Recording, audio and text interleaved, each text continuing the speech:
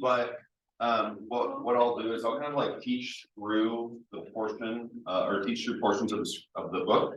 And then if there are things that are pertinent to that portion of the book that I didn't hit on, then I'll come back to them.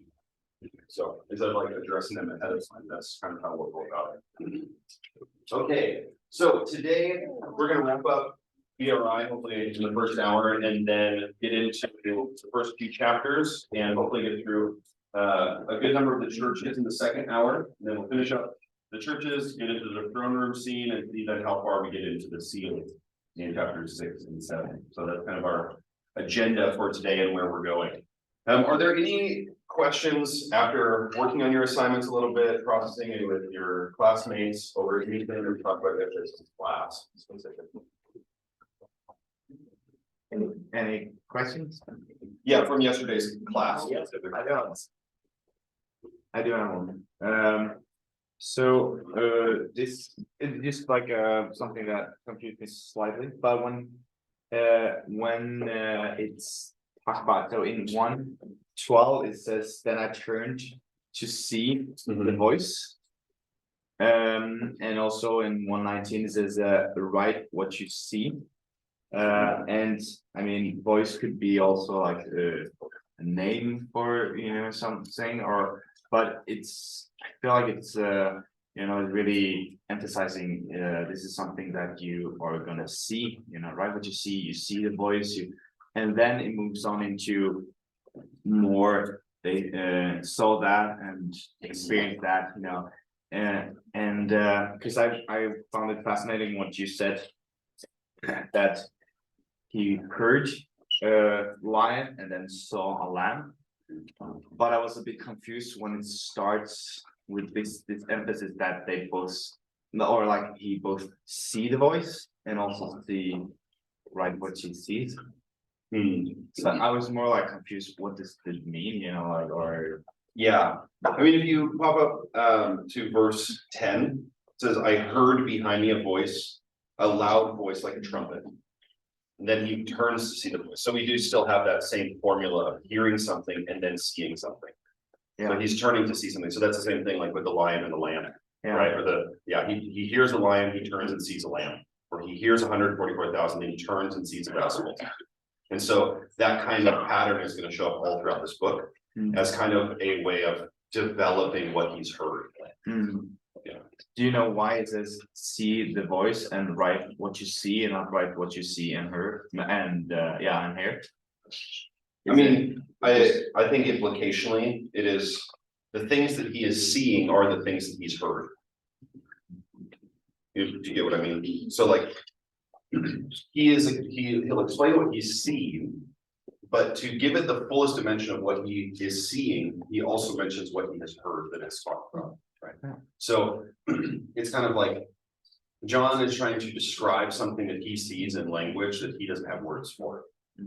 So Paul gives a similar expression in 2 Corinthians chapter 12, where he says, you know, I know a man who went up to heaven, he saw things or heard things that he could not describe. And John, I think, is doing a similar kind of deal where he is trying to describe things that he cannot fully grasp or understand with language and experiences that will help to develop those ideas. So through seeing and hearing, and then through language that's familiar to his audience. So it's sort of like he sees a vision, and within the vision, he also hear and see, in a sense. Well, it seems that he usually the pattern is like he's heard something said first, and then he's going to look and see that thing. So a voice is coming from somewhere else, gets his attention, and then he, as he goes and turns, he sees what that voice was talking about. Yes. So I don't know if you heard a loud voice like a trumpet, like calling to you right to the churches, you wouldn't be like, okay, and just like it's like, where's the voice coming from, right? So John like turns around to see the voice or to see where the voice is coming from, and it's in that moment that he has this encounter, which we'll talk about. So yeah. Okay. Where can we find Irenaeus's writings? The writings of Irenaeus, will be in a collection, like, or one of his most famous ones is called Against Heresies. And so, you can just find, like, you can Google it. I have a website link that has all in public domain, the whole proposition of Against Heresies, which you'll talk about all sorts of different things. But you can find a lot of it in public domain. And I can share some links with some stuff. We had to read some original sources in my church history class, seminary this quarter. And we did some reading of Irenaeus and stuff. Thank you. Okay, so let's talk about the BRI. We're gonna look at the dating now. So we're just gonna jump right in. Look at the dating. So this is Nero Caesar. He's got a neck beard.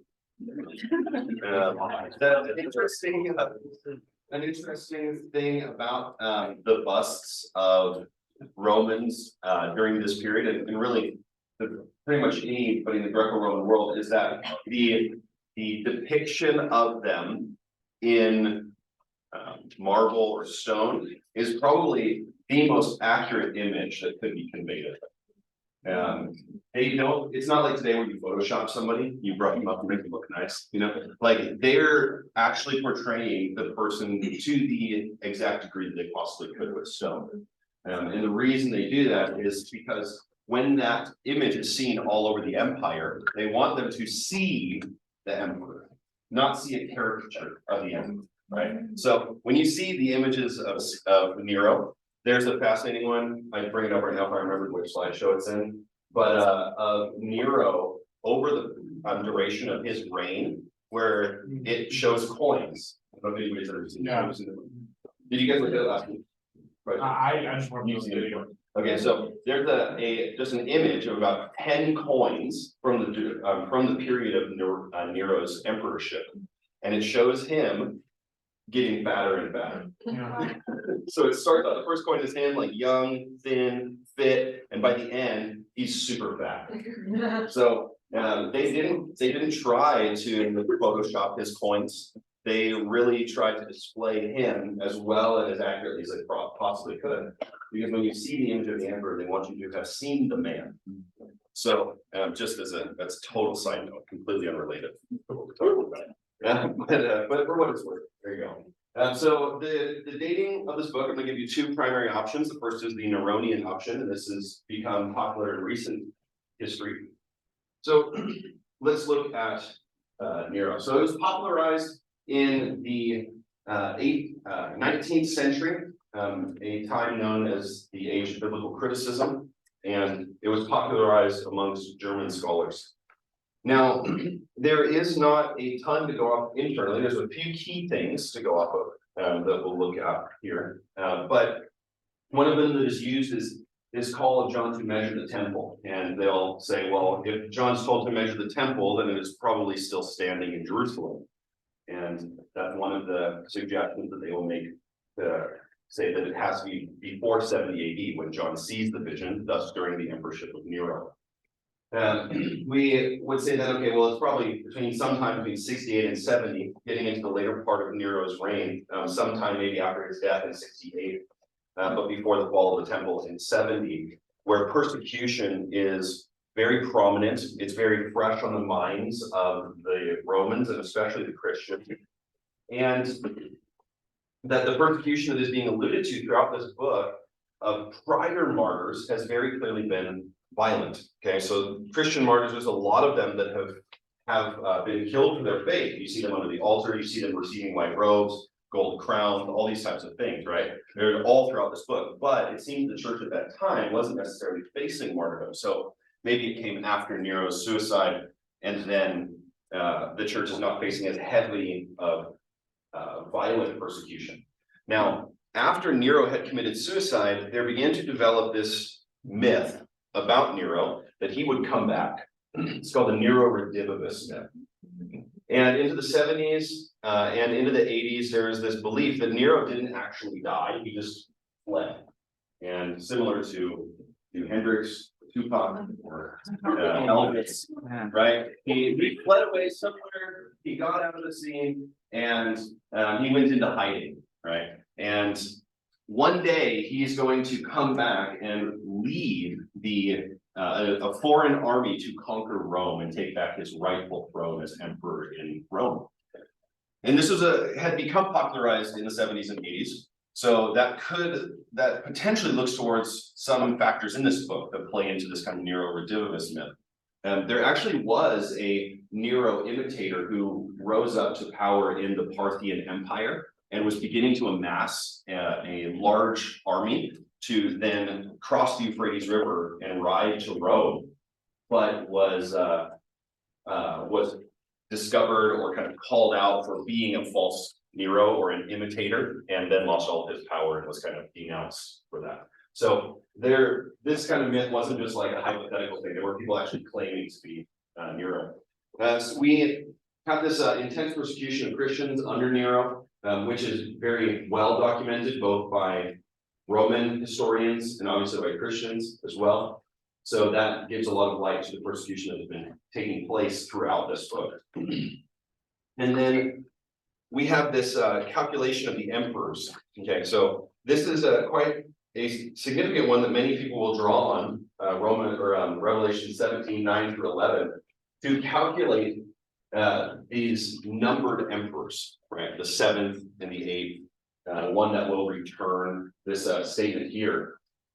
But the trouble is with this kind of calculating of time is to say which emperor does it start with Augustus, who was the first emperor, at which point you don't land on Nero correctly, or do you start with Julius, who wasn't technically the first emperor, but makes it fit with Nero. So there is that kind of challenge there. Some people will suggest that even if it starts with Augustus, that it doesn't happen during the Neronian period, but can be after this period of time. We'll explore that when we get to chapter 17. The last one that tends to be the most striking for people is that 666, when broken down using gematria, which is a numbering system where letters are given numerical value, and taking Nero's name, or in Latin Neron Kaiser, and translating that or transliterating it into Hebrew, you are able to calculate and add up all of the numerical values of the letters in his name to equal 666. A lot of people are like, well, how popular was gematria at the time? Okay. Numbers, the numerals we're familiar with, 1, 2, 3, 4, 5, 6, 7, 8, 9, 10, in that order, which we call Arabic numerals, would not be created for another few hundred years. Okay, it's going to be quite some time away before those are created. So gematria is quite a popular practice in this period of time, both amongst Gentiles and Jews. The Greek alphabet and the Hebrew alphabet both utilized a format of gematria to calculate numbers and to calculate value of names. And so it's quite popular even amongst Greek subculture, and there's graffiti found throughout the Roman Empire where it says this numerical value. So it might say 898, loves 777, something like that. And so the numerical value of names is something that is quite common in the 1st century and the Roman Empire. So we can't discount that too fast. But what is surprising is that Irenaeus talks about the number 666 in his writings. He talks about this passage specifically and the number of the beast. And when he talks about the number of the beast, he lists a bunch of names. He lists about 10 different names that people have suggested and said, this name equals 666, this name equals 666, or you take the Greek translation of the word for Latins, Latinos, and you add up the numerical value, it equals 666. So it's basically saying the Romans are the beast, or this person. There's so many people he lists and suggests could be the beast. Nero is not one of them. In fact, the earliest suggestion of Nero as 666 came in 1831. So it is quite a late tradition that he is the numerical value for the beast. We'll explore more of that when we get to chapter 13. There are some textual variants of the book of Revelation that do not write 666, but will write 616. And depending on how you transliterate the name Neron Kaiser into, or adjust it for its either Greek or Latin origin, you wind up with 666 or 616. So some people do suggest that those manuscripts are a testament to the fact that Nero is maybe the name that stands behind the number 666 or 616. But there's a lot of disagreement on it, and we'll explore it more when we get into chapter 13. But just to be aware of it with the dating. The most commonly held throughout history has been the Domitianic dating, which puts the book of Revelation as being seen and written down near the end of the 1st century during the time of Domitian. This is the traditional dating, and that puts the book sometime between 94 to 96 near the end of his reign as emperor. For those of you who have been to the museum in Ephesus, you've seen Domitian, right? His giant head and his huge forearm, right? And that was a statue erected in Ephesus at the time of John. At the temple that had been built, that huge agora that was built on the corner there near the Roman agora, up on that corner at the top of the street. So the one concern or the thought that a lot of people have then with the Domitianic versus the Neronian dating is that the churches in chapters 2 and 3 seem to be facing a lot of problems. There's a lot of disarray going on in the churches, and to go with the Neronian dating, or at least something in the early 70s, gives a lot of, basically a lot of fire to the churches. How can they go downhill so fast when Paul had just been with them less than a decade earlier, right? A few years earlier, Paul had been with them, and now all these churches seem to be going downhill incredibly fast. Whereas if you look at it during the Domitianic period near the end of the 1st century, it provides adequate time for the churches to be facing a variety of problems. And probably the most telling for the dating is the fact that there is no church in the city of Smyrna during the time of Paul. Okay, so during Paul's lifetime, the church had not been planted in Smyrna. So that kind of lends the book then to more of a Domitianic period. Emperor worship, which is going to be a big thing we'll talk about with the readers, is like this imperial cult idea, really is on the rise during Domitian's lifetime. He is really the first emperor in the entire Roman Empire to enforce worship during his lifetime, where he considers himself Lord and God. Okay. A lot of the imperial worship took place after the emperors had died. A few of them had toyed with the idea of honor and toyed with the idea of exaltation in connection with the deified father, right? Whichever was the previous emperor of them. But Domitian is really the first one to push for deity during his lifetime. Okay. Now, some people claim that it is blown out of the water to kind of give Domitian a bad name after his reign. But there is enough contemporary voices that testify to the fact that Domitian was pushing for a deification during his lifetime. The other thing to consider is that during Domitian's reign, there's been a ton of argumentation amongst scholars over the severity of persecution during Domitian's reign, whether it was widespread or isolated. We definitely know that he did crack down on Christians at various points, or those who were disagreeing with him as deified emperor, but it doesn't seem to be something that was instigated by the entire Roman Empire, and it was not a sweeping persecution like we might have in the coming centuries. But we do know that certain people have died, for example, Antipas. But there are also Christians who are brought before Domitian. So, for example, Domitian hears that there are royal relatives living near Rome, and they are from a royal line of a king named David. And they're related to a man who claims to be king, or people claim him to be king, Jesus. And so it is likely that one of Jesus' brothers, James or Jude, or one of the others, has some descendants who live near Rome. These descendants are brought before Domitian on trial, and he questions them whether they are of royal blood, because that might be a claim against the throne, right? So he wants to make sure that these guys are not a threat.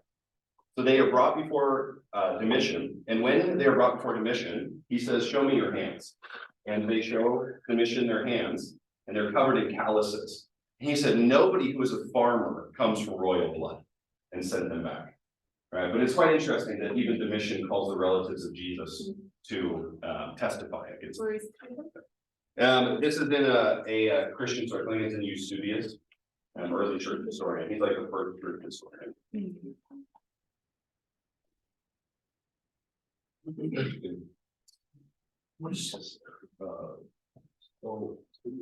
We're just like studying about this is, so the gods were, I mean. And emperor worship wasn't so common, and they were like gods until they were dead, right? And the next person that would come in were usually from the bloodline of the others. They were probably adopted in and always adopted in because they just killed off each other. So they may not have killed off each other, per se, there are some assassinations of emperors for sure, but not all of them are killed off. For someone to usurp the throne, and most of the emperors have adopted their heir along the way. So, and you guys have talked about that, Yeah, right? That for the first 200 years of the Roman Empire, none of the emperors are blood relatives of immediate blood relation, like father son. They were all adopted, but by Roman law, when someone is adopted, it is the same as if they were born to that person. So to us, we look at it and we're saying, oh, they were just adopted. To the Roman mind, they look at that person and they say, no, that is his son. They become blood relatives through adoption. And the term son of God will be very popular with it which emperor do you think it started from? Augustus, Augustus. the very first one. Wow. Because Julius Caesar is deified, and he begins to call himself the son of God. So Augustus is the first one, and then that kind of tradition follows along through all of the emperors. What does spasmodic mean? It means that it's kind of erratic. It's at various places or various times around the empire. And it might be something more like mob killings than it is something like a sanctioned persecution. Within the Neronian dating, wasn't like the Neronian persecution very localized to Rome? Absolutely, yeah.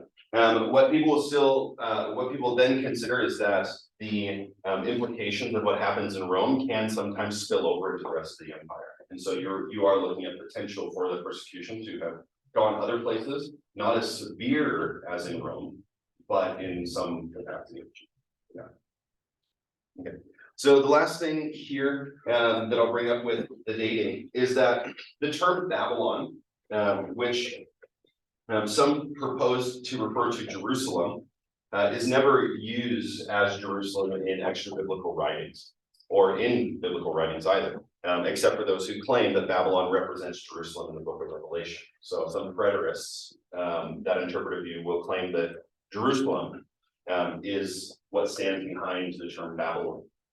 But Babylon is quite a common term that is used for Rome, and it is used copiously by the Jews after 70 AD. So after the destruction of Jerusalem, throughout pretty much any prominent Jewish writing that refers to Rome in some way uses the term Babylon as a euphemism for Rome. And this becomes so popular that it even begins to appear in Roman writings. And so you can find Rome being referred to as Babylon by Latin authors who are not Christian. So it is, they pick up on the undertones of the destruction of Jerusalem and how the Jews are referring to Babylon, and they include that awareness also in their writings. So this kind of idea permeates the latter half of the first century. When did the majority language switch from Greek to Rome or Greek to Latin? Well, Latin was the official language. Okay. So anywhere you go across the Roman Empire, Latin is spoken by governors. It's the official inscription, it's the official language of all governmental inscriptions. And so, for example, in Philippi, the excavations at Philippi discovered that 80% of the inscriptions are in Latin. Antioch in Pisidia, another Roman colony, will determine that roughly about 30% of the inscriptions are in Latin. The Greek language is the language of the people. Okay, so everybody speaks Greek, right? Latin is seen as kind of the upper class, the ruling class are those who speak Latin. Now, could other people speak Latin? For sure, right? But it is not the common language. Sure. Yeah. Thank you. Okay. So depending on where you land on these, I do think there is good evidence for the Domitianic dating and for us to consider it being written in the late first century, especially because there doesn't seem to be an extensive amount of violent persecution backing up the book of Revelation, right? But there is an anticipation that things are going to get worse before they get better. So let's consider the readers a little bit. The readers are very clear, right? Because this is an epistle, it's helpful, of course, to consider them. And the book is written into their present social setting, the things that they are facing and that they are going through at this time in history. So these 7 churches of Asia Minor are the readers of the book. But implication with this idea of the number 7, we can look at churches down through the ages as well. So if you think about authors in the Old Testament, for example, Moses. Moses, in his composition of the Pentateuch, and him being the primary editor of the Pentateuch, is writing for the people who come out of Israel. But while they might be his original audience, they may not be his intended audience, right? He intends the writing to be passed down throughout all of Israel's history, for every generation to read. And so while the 7 churches might be the original audience of the letter, they are not the only intended audience of the letter. Right? This is a writing for all of the churches down through the ages. So when we consider the book, we want to think about that, the broader scope of it. We do know that they are facing potential opportunities or being confronted with the reality of compromise. And this is a big factor that John is confronting with each one of the churches, is that they must not compromise. They need to remain faithful and true to the gospel, to Jesus Christ, and to not allow the ways of the world to influence how they live for Jesus. And each church is facing something a little different. So that's helpful as we go in and look at each one of these, what they might be facing. Sometimes they need rebuke, in fact, most of the time. And sometimes they'll get some encouragement, and only one of them is not going to have any encouragement given to them. So there's a couple of churches, right? 2 that don't get rebuked and 1 that doesn't get encouraged. So we'll look at those. So there's a couple important factors to consider with the original readers. The first one is that of the economic situation. In the first century, anybody who is involved in a trade must be associated with a trade guild. The trade guild are those who certify the production of those resources or those objects or whatever it is. And if someone is not part of a trade guild, then that guild can denounce that person's work and essentially shut their business down. Okay. So it's like trying to start a business but not joining a union, right? That union can end up shutting down your business because you have not joined, at least in the United States, right? Because you have not joined in with the union over that certain type of work. So the guilds operate in the same way. You must join a guild for whatever your trade is. And every person in a trade would have been expected to, or they could be ostracized from their community. And if they did not participate in the regular practices of the trade guild, then that could result in them being removed from the trade guild. A trade is any kind of practice, from tent making to owning a restaurant to making some kind of leather goods or stone goods or whatever it might be. Okay. So the guilds usually have a patron deity that they will worship. They offer regular sacrifices to this patron deity, and they are associated with the temple of that deity, and they serve the god over their trade, believing that they will be blessed through the god of that guild. And each guild offers sacrifices and honor to the emperor. They view this as their patriotic duty. The emperor who has given them the chance to prosper economically. And so the guild as a whole, pretty much every trade guild, is recognizing the emperor and worshiping the emperor. Now, to us, it's not like worship that we think of worship where they're going to go and they're going to sing a song and raise their hands and listen to a sermon about the emperor. Okay. That's not what we're talking about here. Worship in the ancient world is as simple as burning incense, or offering fruit, or bringing a donation of money, or an animal, or something like that. Where you bring food in offer to the emperor, or incense, and all you do is you take a little pinch of incense from a bowl and you drop it into the fire. That's your worship of the emperor. Doesn't sound very compromising, right? But this simple action of burning incense to the emperor is viewed as alliance with the emperor as a god. Okay. And that simple action is going to be what is compromising the churches. And so the Christians then who are participating in trade guilds who then refuse to worship the emperor are compromising the status of their guild. Right? Because there is a member who refuses to worship the emperor. It brings dishonor upon their guild, and they can be removed from this trade guild and the protection of their business. So seems to be a very simple thing, but it is quite significant. The other aspects is when they go to offer sacrifices to the emperor, like offering an animal sacrifice, which is quite common in these days, doesn't mean that you just burn the whole animal on the fire. Usually you just burn a portion of it and then you share in a party with the rest of your guild, eating that animal together. Okay, so it turns into a festival or a feast each time you offer a sacrifice. It's similar to the temple, like offering a peace offering. You get all your friends and your family, and you eat the rest of the cow. Okay, just like in the temple. Barbecue. Yep. Exactly. So the Nicolaitans, this group that will pop up a couple of times to churches, really nobody knows who these guys are. My buddy calls them the Nickelodeons. Nobody knows who the Nicolaitans are, and we can't be sure exactly. But given the circumstances and the context they come up in, it is likely that they are advocating for some kind of religious compromise, where you can worship Jesus and also burn incense to the emperor. You are not compromising your faith in Jesus Christ or your allegiance to him as the Lord of heaven to drop some incense into the fire.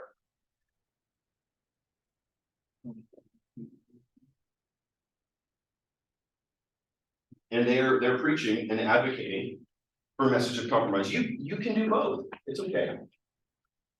And what they're doing is they are advocating for easier living that ends up being more profitable and a redefining of apostolic tradition, of rejecting the worship of any other being as a god, and saying it's not that big of a deal. So that brings us then into the religious side of things. Okay, imperial worship or the imperial cult. So the imperial cult is going to be the big thing that is behind a lot of the persecution the church is facing in this book. Now, the imperial cult is something, the worship of the emperor or the goddess Roma is something that is quite prevalent and exalted throughout Asia Minor. The shrines, the coins, the celebrations to the emperor are something that has saturated Asia Minor since the time of Augustus. So from the beginning of the Roman Empire, Asia Minor has been a huge advocate for the honor of the emperor. Pergamum has, which is one of the cities mentioned, has the first temple that is built to the emperor in the province. It received the title Temple Keeper, which I brought up with you guys in BCC a couple weeks ago. Ephesus will have a temple built to Domitian, where they will then receive also a Temple Keeper title. Each one of the cities that is listed in this letter has some form of imperial worship going on in the city, and 5 of the 7 cities will have a priesthood around the emperor. When you live in a far-off location from the emperor, how do you show your loyalty and devotion to him as your ruler? Right? It is done through this imperial worship. Okay. This is a demonstration of a city's loyalty to the emperor and his rulership.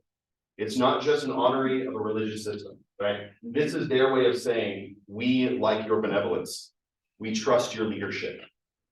That's what they are saying through these actions. And the emperor offers in response to this benefaction, stability, security, peace, prosperity for the cities, for the Roman Empire as a whole. And so he must be honored and must be worshipped in a way that entreats his favor and his benefaction even further. So this the worship of the emperor is not, again, not just like singing songs, that kind of stuff, but it is public games, parades, anything that is really done in honor of the emperor is seen as part of this imperial cult. But it's not as deep as like a mystery cult or something like that. It didn't like run, because you said only like 5 to 7 cities had a priesthood. Yeah, Of these 7 cities, 5 of them did. okay. So that's one thing. So pretty much anywhere you're gonna see it, there will be a priesthood around the imperial temple, or at least around the altar that is there to worship the emperor. So the position of priests at these altars or in the imperial temples is a sought after position because of the prosperity and security that it guarantees for the city and for the individuals. And like I mentioned, this permeates every area of society. So it's not just like you go to the temple on Sundays, right? But there's parades, the things done in the honor of the emperor, feasts, sacrifices that are expected, public honor of the emperor, where the whole city would come together, usually on the emperor's birthday, and they would offer incense or sacrifices to the emperor, and every citizen would be required to attend and offer on that day. And that is usually where the Christians are running into the problem. Now, they are acknowledging the emperor as divine. And this is an association, of course, with Domitian's activity of divinity as well, where he is kind of highlighting that. Now, the first kind of hard evidence that we have of Christians being faced with this type of issue, denial of Jesus or denial of the emperor, is in a letter that we have from a governor, Pliny, when he writes to Trajan, the Roman emperor after Domitian, or about a decade after Domitian. And in here, in 113 AD, he talks about Christians who have apostatized. That means that when faced with the challenge of worshiping the emperor or worshiping Jesus, they have denied Jesus and worshiped the emperor. Okay.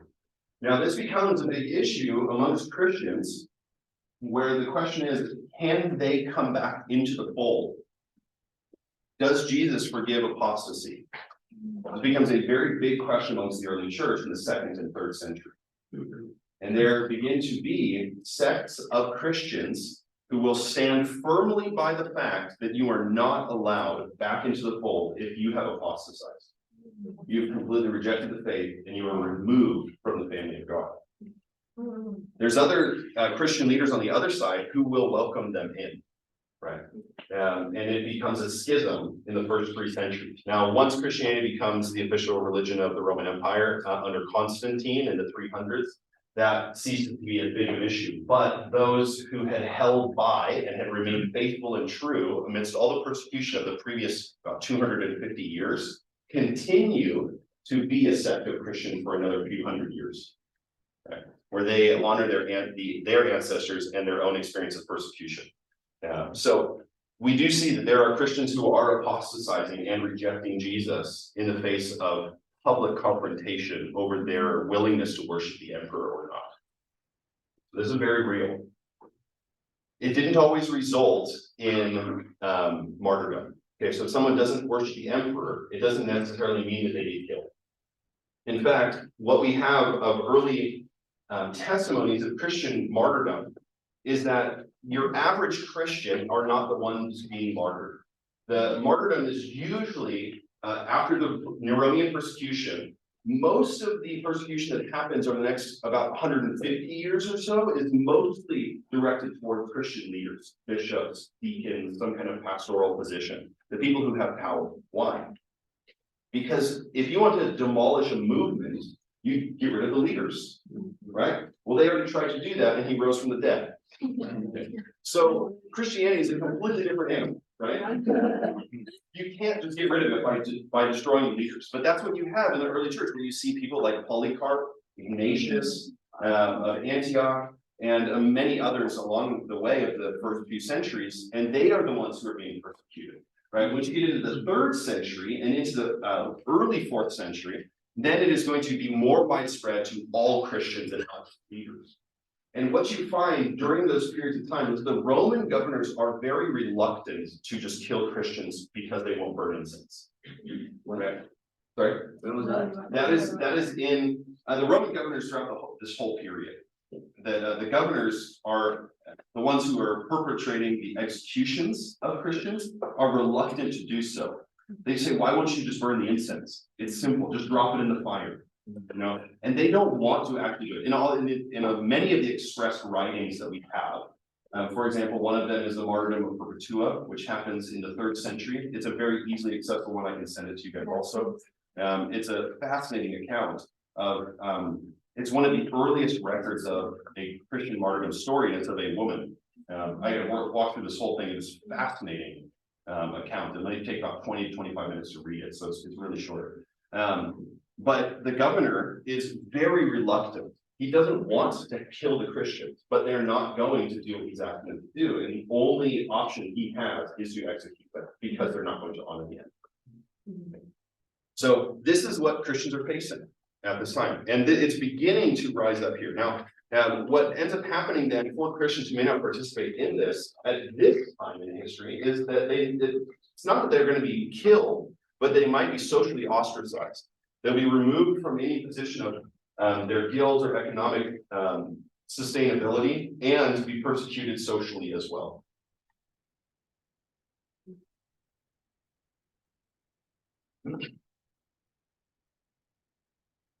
Yeah, so I've talked about this. The honor of the emperor is for the benefaction, for his benefaction in far off places where he will show his favor and wealth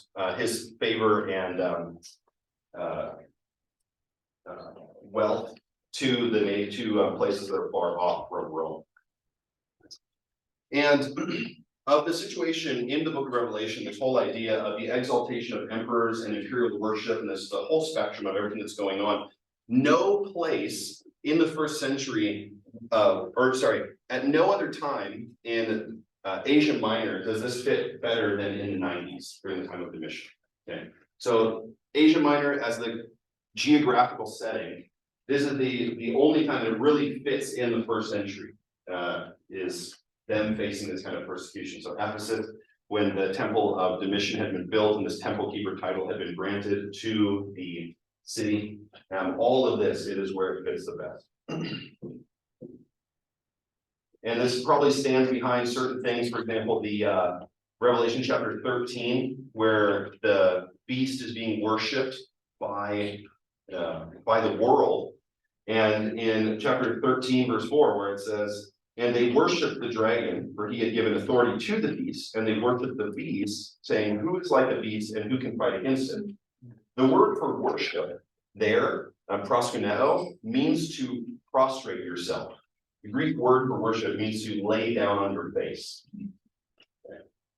The way that it's presented then in this chapter is to parallel what is being asked by Nebuchadnezzar of Shadrach, Meshach, and Abednego in Daniel chapter 3. Wow. Right? Is that Nebuchadnezzar is demanding that everybody falls down and worships his statue. Right? And they won't do it. And the Christians here will not prostrate themselves before the beast. Right? So it's the same kind of reflection. All right.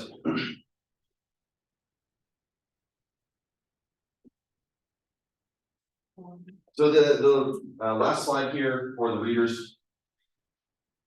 Politically, some of the things that are significant for this book is this Jewish privilege. So I know you guys talked about Hebrews earlier this week, and this kind of temptation to go back to Judaism. You guys talk about that?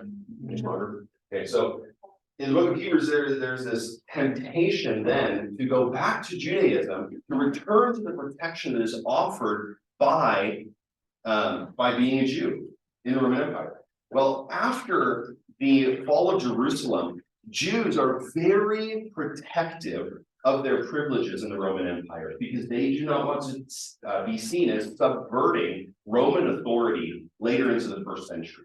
Okay, so they're really careful about who is in their congregations and what is accepted in their congregations. And if there's anybody who is doing anything against the Roman Empire and going to bring more destruction or persecution upon them and their faith, then they're going to separate from them. And so into the 80s, Jews are very particular about rejecting Christians from the synagogue. And there is a synagogal decree or creed that is put together that basically denies Jesus as the Christ. It doesn't mention him in the specific statement, but anybody who is claiming it is making the claim the Messiah has not come. And so you cannot faithfully say that as a Christian. So Christians are being fully separated from the Jewish synagogue after 70 AD. Thank you. And so what you see then is kind of this denouncing then of the Jews in the letters to the churches, and specifically in the church in Pergamum, the church in Smyrna is facing these Jews, and they're called the synagogue of Satan.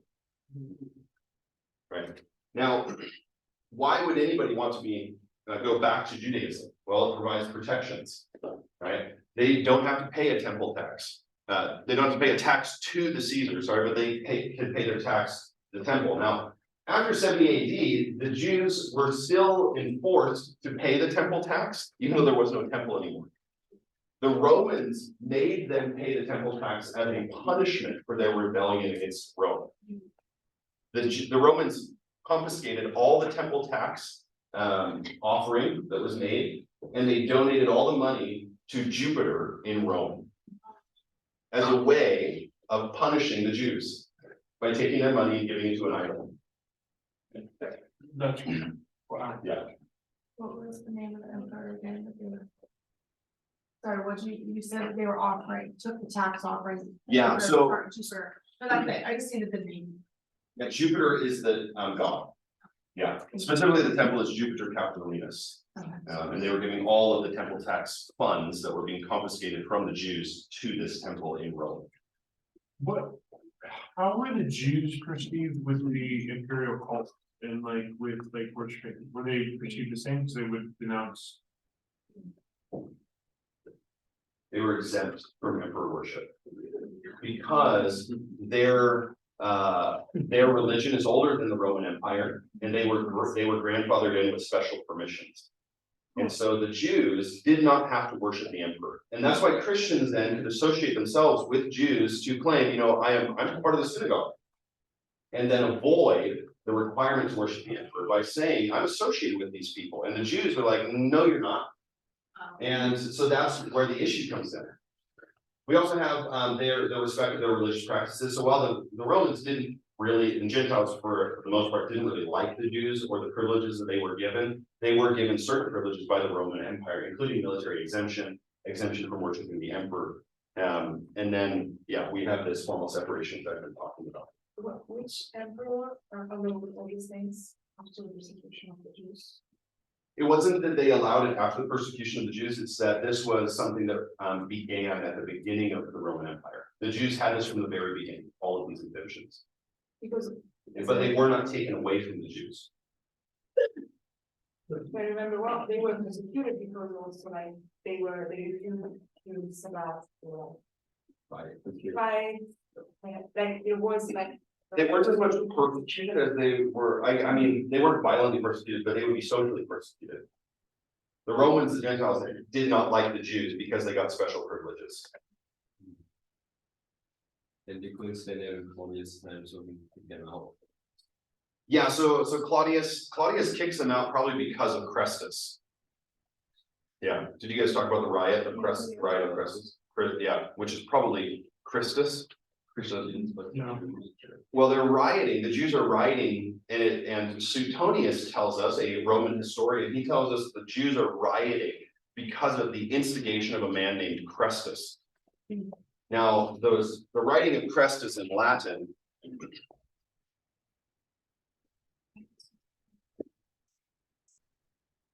It's spelled like this in Latin, Chrestus, Chrestus. In Latin, Jesus Christ is spelled Christus. Christus. So it is one vowel difference, and they sound quite similar to each other. And people argue that in the first century, they were exactly the same sound. So the thought is that Claudius kicks the Jews out of Rome because they're rioting over the gospel of Jesus Christ and rebelling or rejecting it. And they are upset at the Jews who are receiving Jesus and the kind of the preaching of Jesus as the Messiah, which is what you see throughout the whole book of Acts, right? Is the Jews are super upset wherever Jesus is being preached. So the same thing is happening in Rome, but we don't have that in the book of Acts, except for in chapter 18, verse 1, that Claudius had kicked the Jews out of Rome, or chapter 18, 1 and 2, and that he had kicked the Jews out of Rome, and then, yeah, so.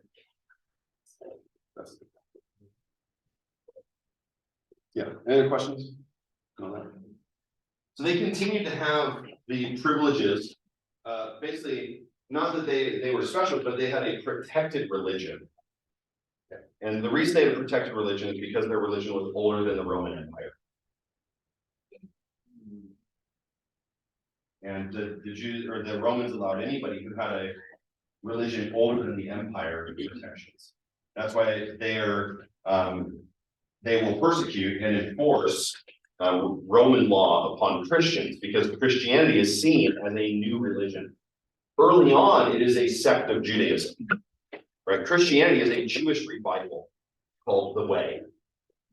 Okay. It is not until this kind of formal separation by the Jews who are enforcing this separation that it starts to be recognized these are a different group of people. This isn't just a sect of Judaism. These are a totally different group of people.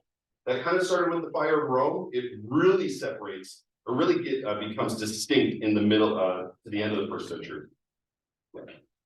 Were you equating the incense burning kind of with the idea of bowing down to Nebuchadnezzar? Yes. Okay, so that would have been John writing saying, basically, if you burn the incense, it's the same as you bowing down and prostrating. Yeah. Okay. That seems to be what he's saying. Yeah, is that whatever it means to worship the emperor, that whatever that practice looks like, pouring out a drink offering, you just come with a cup of wine, you pour out a cup of wine before the emperor. Okay, it's the same thing, right? I mean, that seems super funny, right? Just pouring out a cup of wine before the emperor. I mean, could you imagine just walking with your glass of wine and you trip and spill the wine and you're like, did that guy like worship the emperor? Obviously, it's like the heart, right? It's like intention of pouring it out before the emperor, or burning of incense, or offering an animal. That is a little more shown with intentionality. But those kind of simple things are taken seriously. Yeah. Yeah. Is it like a normal sacrificial practice to grab incense for the emperors in every region of Asia Minor? Because when we went to Corinth, I think, and we were like learning about the trade guild and stuff, like we understood that they sacrificed to the god Apollo, but I just wonder, I just don't remember, I mean, I just don't recall them doing the incense as like a sacrifice practice. So was that everywhere, or is that just in this context of this tradition? Well, animal sacrifice is definitely something to practice all over the Roman Empire. Yeah. Right. But incense burning to the emperor is something that it seems to be also widespread throughout the whole Roman Empire. And I mean, you know as well, like no one just worships one god. It's not just like that guild worships Apollo and then everybody else is like, okay, Apollo's our god.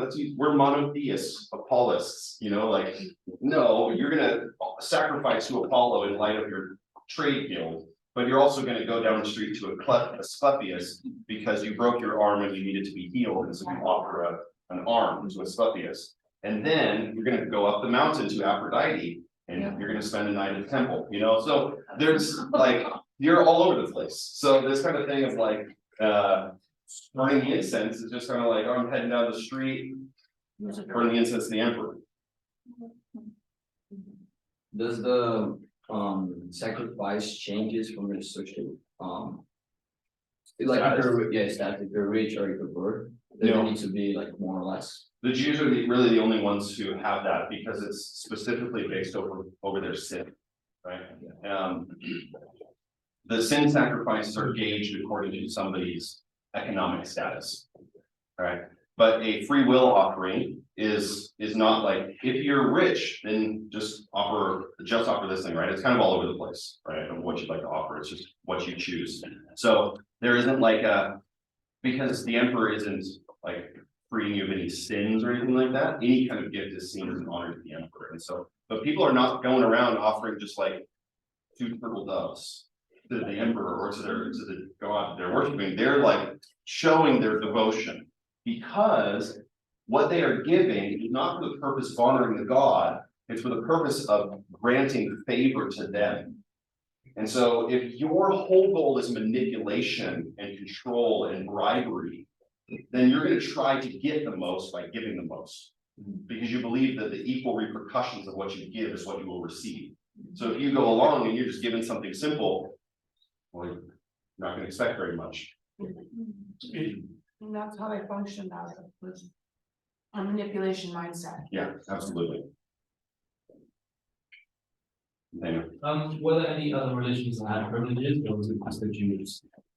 The Jews are the only ones that had distinct requirements in their law that kept them from the other practices. So they were the only monotheists in the Roman Empire. And the Jews were considered atheists by the Romans. I don't know if you've heard that yet, because they did not have an idol. They only worshiped one god. They were considered to be atheists because they denied all the gods. And the other practices like the Sabbath, who takes one day off a week? Right? You're supposed to work 7 days a week. Everybody works 7 days a week. The whole Roman Empire works 7 days a week. Right? You are lazy if you take a day off. All the Jews are a bunch of lazy people. Right? Those kind of things, right? And how are you gonna recruit these guys to fight in the military if they're gonna take a day off? You know, the Romans learned their lesson the hard way when they had Jews in the military who wouldn't fight on Saturday. Your enemies know exactly when to attack. So those religious practices the Jews had that set them apart very distinctly. There really wasn't anybody else who had anything to that caliber. Okay. We're gonna take a break here in just a second, but I want to finish up the readers so that we can get into the book in the next. Okay, so the readers, what are they facing? Well, they are going to be facing false teachers, which are going to be labeled as false prophets. Right? Those who are leading the church astray. And there's some of these names that come up in the first, or in chapters 2 and 3, Balaam, Nicolaitans, and Jezebel, who we'll talk about as we go through here. We see them facing some kind of localized and social persecution. So it doesn't seem to be empire-wide, it seems to be local to their situation. Is this also Diotrephes in 3 John? Diotrephes? Diotrephes, yes. Is he similar to this false teacher? I mean, potentially, we could be, but.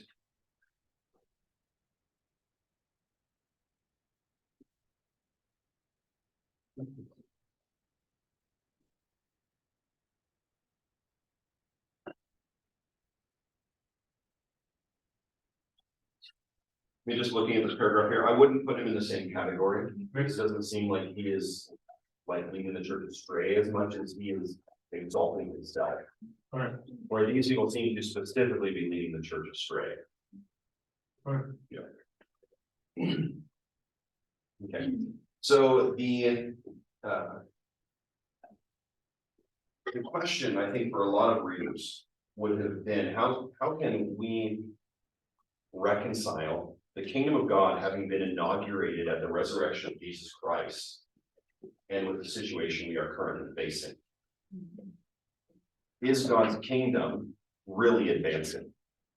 What is God doing? Where is he? Why? How is it that I can feel content worshiping a crucified Jew who's been resurrected with the grandeur of the Roman Empire and the power and authority and wealth that is seen just up the street? These Christians are being called to live a very countercultural life. And so that kind of question, I think, is on their mind a lot. And so for some of them, they're rationalizing the compromise here of continuing to worship Jesus plus whatever else they need to stay safe. And this continues to be a question for Christians, right? What will we participate in that compromises our faithfulness to Jesus for our own personal safety or acceptance, or lack of persecution, whether that be social or violent. So the situation is still relatable, right, and challenges all of us to remain faithful to Jesus. So with that, let's take a 10-minute break. We'll start at 10:40, and then any questions on anybody bringing this up? All right. So as we get into the book now and think about what is being written, I wanted just to consider for a second and think about why is it that Christians so easily get caught up in the ways of the world and so easily reflect the systems of the world, the values of the world, even after they have been Christians for a while, going to compromise. And why is it that we result in compromise as soon as times get hard or challenging? And what can we do to keep faithful to Jesus? How can we remain faithful? How is it that we can set our eyes on heaven, right? To, like Colossians says, right, set your mind on things above, where Christ is seated. How is it that we can maintain the meaningful pursuit of following Jesus in the midst of the world, where people will reject it, think it's weird, be non-accepting of it, when we start to live by our convictions? Christians are naturally intolerant people. Intolerant, right? We do not tolerate certain lifestyles in our own life, you know, like, and that we just won't accept certain things, certain environments. We are not okay with it now. In our own lives, right? What other people do, that's on them. Right? Paul says that in 1 Corinthians. He said it's not our job to judge the world. Right? That's God's job. It's the Christian's job to judge the church. So anytime Christians are like, why are people acting this way? Like, well, do you expect a sinner to not act like a sinner?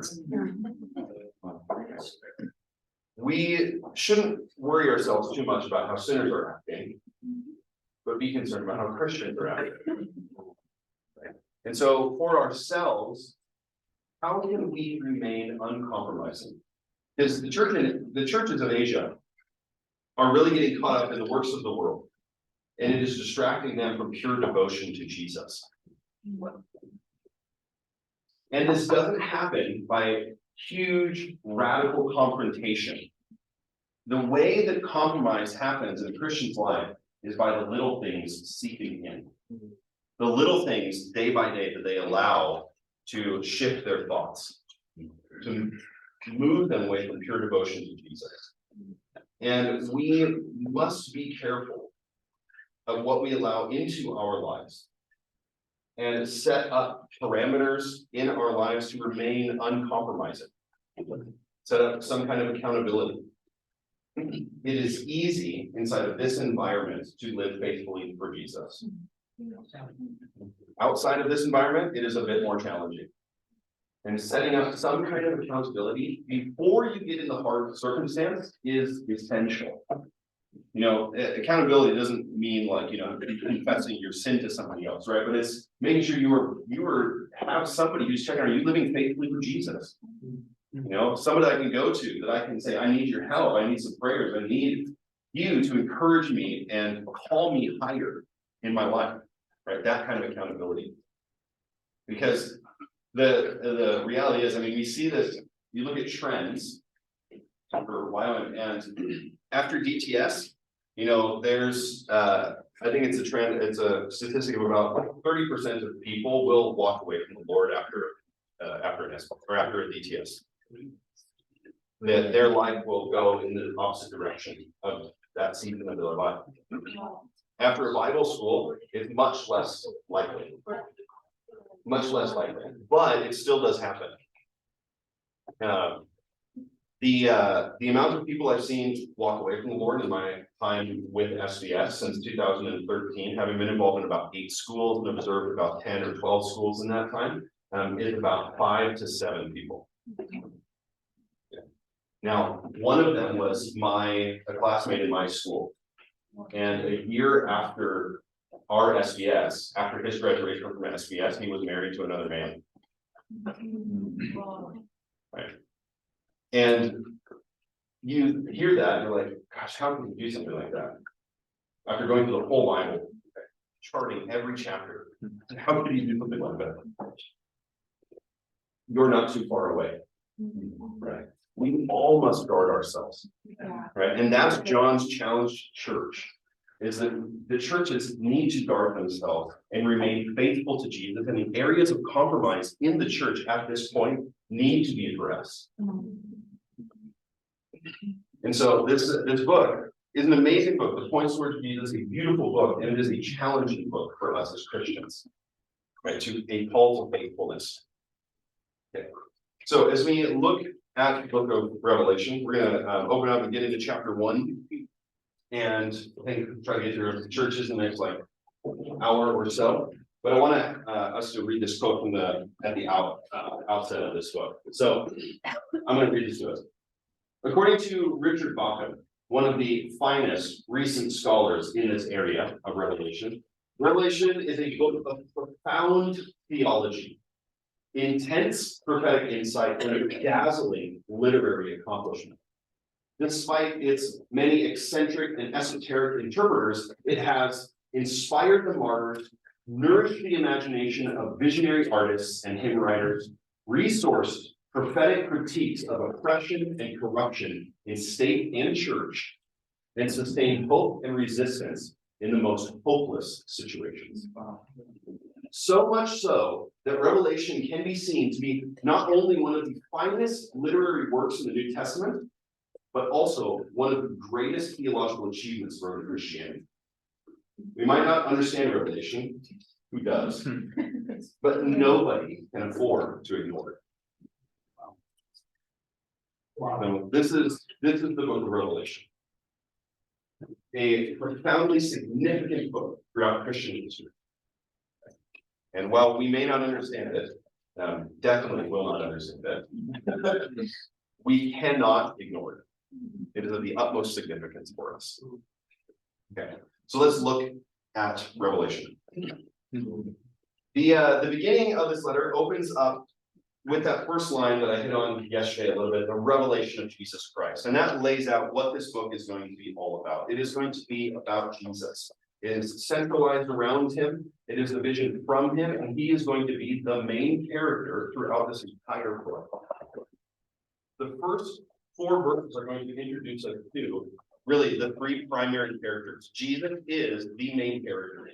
The 2 secondary characters that are introduced right at the beginning, and by characters, we're not talking about fictional characters, but those who are moving the story along, is John, who is going to be a central secondary character, a supporting character to Jesus, and the churches, which will be a supporting character kind of all through this book.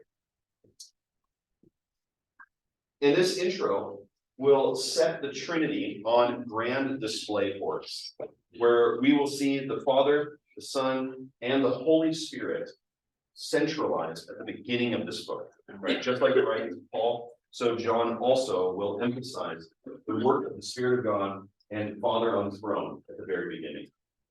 And Jesus is emphasized in the next paragraph here, verses 5 through 8.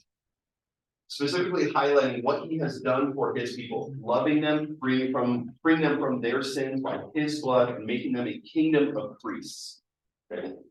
This understanding of what Jesus has done orients the church and how they're supposed to live. Okay, so the beginning of this letter, just like the letters of Paul, I think I had mentioned this to you guys a couple weeks ago, and I know I've talked to the SBS about it as well, is that Paul introduces the main subjects of his letter in the first paragraph of his letter. The things that are going to resound and carry through the whole letter. John does the same thing with this first chapter. The first chapter of Revelation is going to take the main themes and carry them through the entirety of this book. Okay. So the believers are set up as a kingdom of priests. We see who Jesus is and then who the churches are. That's the important revelation at the very beginning. Is understanding who Jesus is and understanding who the churches are. And from the outset, what must be understood is that Jesus is coming back. That is the hope that the church banks on throughout the whole book, is the return of Christ. And that is set out from the very beginning. That he will return, coming on the clouds, and every eye will see him, even those who have pierced him, and all the tribes of the earth will wail on account of him. Even so, amen. I don't know if I would say amen after that. Jesus' return is not just some open arm, teddy bear hug. Right? It is it's gonna be a day of the Lord, which for those who are gonna be saved is a day of salvation, and for those who are not, it is gonna be a difficult day. Right? But it is the day of the Lord. And the sovereignty of Jesus is laid out, right, in the statement, I am the Alpha and the Omega. There's a figure of speech called a merism, which is the beginning and the end to summarize the whole, right? Jesus at the beginning and the end, who was, who is to come, the Almighty. And the first chapter, this statement, and then what we'll see about Jesus laid out in the rest of this chapter, is his association with the Old Testament presentation of Yahweh. Okay, the same things that are used to describe Yahweh in the Old Testament are used here to describe Jesus Christ in the vision of John. Okay, so there is a direct equation of the God of Israel and Jesus Christ, which is quite a profound statement. And so we see this bit that he'll return as he left, connecting with Daniel, Zechariah, Acts, all across the New and the Old Testament. And then John is going to see this vision. So Christopher had already mentioned, so weird to say my name. He had already mentioned about the seeing and hearing bit. And this is what John is going to experience. Right? So he hears the voice calling him to write to the churches, to send a letter to the churches. And then he turns and he's going to see this vision. And when he turns and looks at Christ, it'll be a split-second moment that John experiences. Okay? Now, John is on the island of Patmos, and he's there. He's a partner in the tribulation. Now, so we know that he's suffering the same things that the rest of the church is, right? He's not separated from them. He's not writing into their situation. He is experiencing the same situation as they are. Okay, so this partnership that he's expressing gives weight to what he is going to say to them. In the tribulation and the kingdom and the patient endurance that are in Jesus. Okay, so John is relating to the church and all the things that he is calling them to. And from there, we see, right, he's on the island of Patmos for the to preach the gospel, right? Regardless of whether he's there out of banishment or not, he's preaching the gospel there, the word of God and the testimony of Jesus, which that will again be expressed in our book. We'll highlight some of those as we go along. But as he turns and sees this vision, what he sees is going to be all connected with the Old Testament. So this description of Jesus in 12 through 16 will be significant for the rest of the book because this initial description of Jesus will play into later descriptions of Jesus, both in the letters to the churches, but also in chapter 19 and at various other points as well in this book. So this is a key description at the beginning, this outset of who we are to understand Jesus as and to see him overall. Now, we don't want to be too analytical with the picture where we pick apart every little piece and lose the big idea. Okay, you want to ask me, what is the message of the sum of these parts? Okay, so all of these parts together, what is it trying to convey and show? So when we look at this picture of Jesus, what do we see? Well, we see all these connections with Daniel. Okay, the one like a son of man, the long robe, the gold sash around his chest, those kind of things come out of Daniel chapter 10. White hair, the hair like white wool, like snow, Daniel chapter 7. We've got eyes like a flame of fire, Daniel 10, feet like bronze from Daniel 10, Voice like roaring waters, Daniel 10. The right hand, 7 stars, mouth, 2-edged sword, face shining like the sun, that's from Daniel 10. So the connections are clear that the same vision that Daniel has of Yahweh, of the Ancient of Days, is the same vision that John has of Jesus.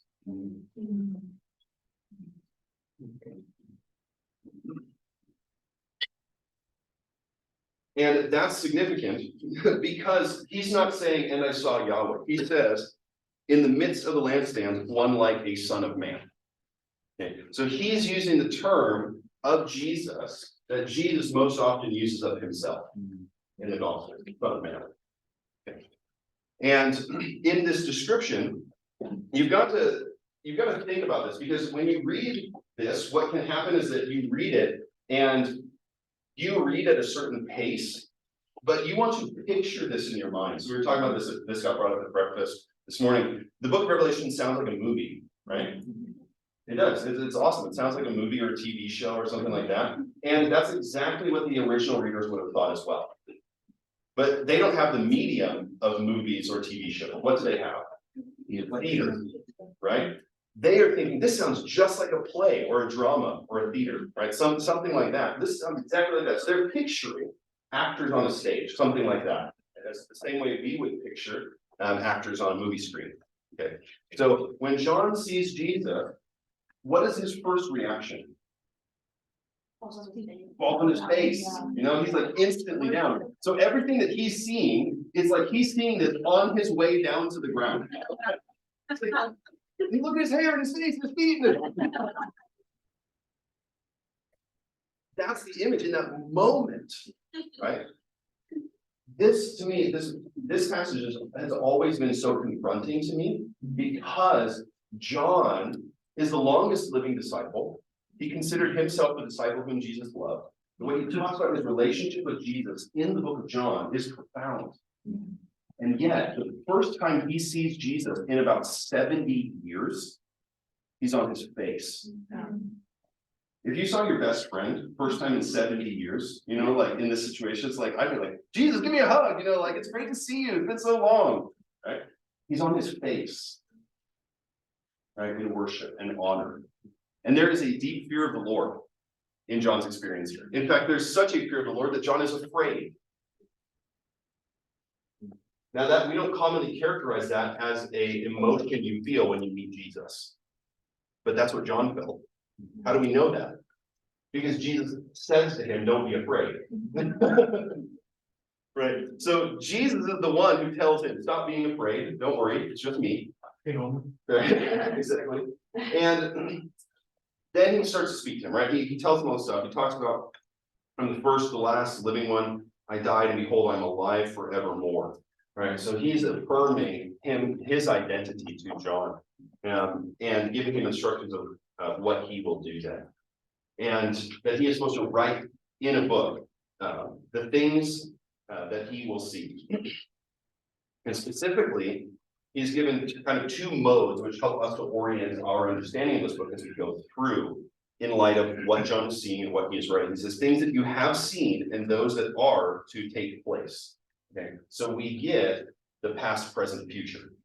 So John is not just going to see the future, right? He doesn't just say, write down the things that are going to take place. Right? He says, write down the things that you have seen.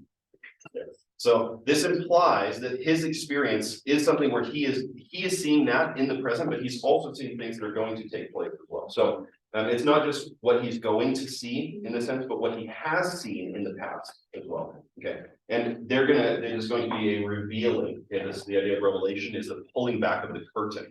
So if you imagine a stage play, you're going to see that our life is a stage play before God here on this earth. What John is doing is he's pulling back the curtain and saying, let's pull back the curtain and see behind the scenes. What's been going on behind the scenes of our lives? Right? When the Roman Empire seems to be in such powerful control of every facet of our lives, what's going on behind the scenes? Right? And that's what John's doing. So this is the director's cut. The question. Yeah. How do the Portuguese include this? Who? The people that like take care of Portuguese like perspective. Like saying. A futurist perspective. Yeah, they will look at it as primarily being the things that he is seeing and will see, just the future. Yeah. I mean, they're gonna take like John to be a historical figure, and so there will be his present time, but it is ultimately oriented towards future generations. But the biggest, like I had said yesterday, the biggest hang up with a dispensationalist perspective is that it has little to no meaning for the person. That's the biggest hang up with that interpretation. So one of the key things at the end of this chapter is what Jesus is going to say about the stars and the lampstands, because what you will get throughout this book is there'll be various times where an angel or Jesus or John will be told what something symbolizes or represents. Okay, so he's told that the stars represent what?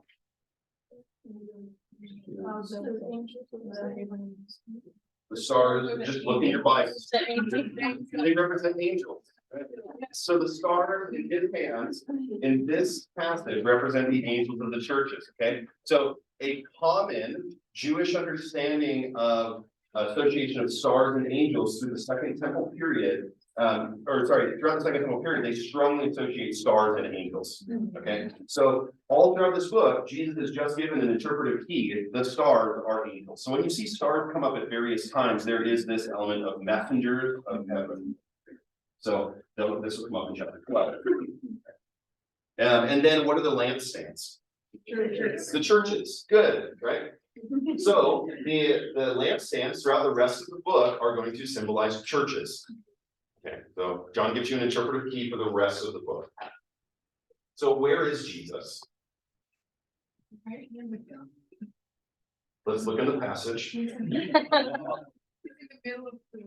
in the middle of the lampstand, right? He is standing in the midst of the lampstands. Okay, so in the scripture, he is standing in the midst of lampstands, which is the picture I have here on the board or on the screen. Right, Jesus in the midst of lampstands. Now, given that the lampstands represent the churches, what does this tell you? He's with them, right? From the very beginning, he's not far off, right? He is not distant on the throne, out waiting one day to return. He's right there in the midst with them. Whatever they are facing, he's already with them. Okay? That gives incredible comfort to a people facing persecution. But Jesus is already there. He knows. And with all the description you've just gotten of him, he's in control. He's the one that keeps seven hands. He's the one who looks like Yahweh in heaven, right? He is in control. And he's standing in the midst of the churches. He is with them. This is a huge display of sovereignty and of comfort and of peace for the churches. It can give us peace in whatever we face. Jesus is with us. This is a confirmation of what he had said at the end of the Gospel of Matthew. And behold, I will be with you always to the end of the age. What does this mean for the church? One of the churches, Laodicea, that's seems like they're doing pretty poorly. Where is Jesus with the church of Laodicea? What does he say in the passage? Look near the end for the last 3/4 of the paragraph. Stand at the door and knock. Stand at the door and knock. Right? He's there, but he's outside. He's waiting to be let in. So he's there. They have kicked him out, left him out in the cold. Okay, so Jesus says up here, he will say of himself, I am the first and the last, which you can write next to that, Isaiah 44:6. This is something in the book of Isaiah that Yahweh says about himself. 44:6. Yeah, Isaiah 44:6. So Yahweh says this about himself to the people of Israel, and now Jesus is saying the same thing about himself. Okay, so we're just getting more and more affirmations of the connection between the Old Testament picture of the Lord in heaven and Jesus Christ, the slain lamb. So let's look at the 7 churches then. The 7 churches have letters written to each of them, and those letters follow a very clear format. Each letter will begin with an address, and this address is written to the angel of the church. The next is there is this epithet, which is a title or something that connects with Jesus specifically. So you want to think back to chapter 1. Chapter 1, the description of Jesus now is going to be connected with each of the churches. Okay, so for example, it says in chapter 2, verse 1, the words of him who holds the 7 stars in his right hand, or to the church of Pergamum, the words of him who has the sharp 2-edged sword. Okay, so each epithet is connected with what you just read about the description of Jesus in chapter 1. Okay. Then there will be a praise that is given to the churches, and we have this for most of the churches, none for Laodicea. And then there will be a blame, which will be written in the form of a rebuke. This is a rebuke for the negative deeds of the church. We're going to walk through each one of the churches and kind of look at these things a little bit. There are 2 churches that do not have a rebuke. The church in Smyrna and the church in Philadelphia. And then, with that rebuke, then there's a call or an instance of Jesus saying that he will come and visit them. There's a call to repent because of the imminent judgment that will come. It sounds like Israel, right? I'm coming. I'm going to come. What's going to happen when I get there? That's up to you. And so it's a call for repentance. If they repent, right, then they will be set apart. They'll be saved, right? But if they continue on in the ways that they are going, then they cannot guarantee that judgment won't happen. Then there is a hearing, a call to hear and obey what the Spirit says to the churches. And then there is a statement of victory, a promise to those who overcome. And what you can connect is that each one of these promises is connected with the end of the book of Revelation. Okay, so when you see something like I will grant to eat of the tree of life, Revelation chapter 22, right at the very beginning, the trees of life. Or to the one who conquers will not be hurt by the second death. Chapter 20, verse 14 talks about the lake of fire and sulfur as the second death. And so this book, at the outset of this book, is connecting with Jesus and the revelation, a revelation of who Jesus is in chapter 1, and what the church can expect at the very end, at the close of this book. Okay, so the letter to each church connects the whole book to that church. So this is about the extent of the Roman Empire in the 1st century. They were out here near the Euphrates and up into Europe. They had not gone as far into England as they would by the beginning of the 2nd century. But this is kind of the extent. These are the churches in Asia Minor.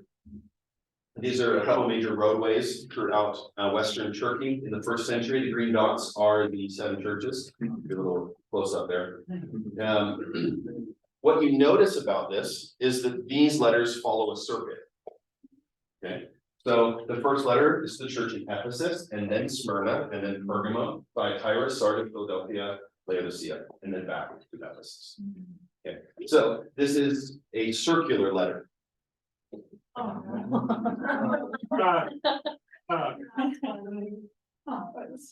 Yeah. So it's meant to be transferred around.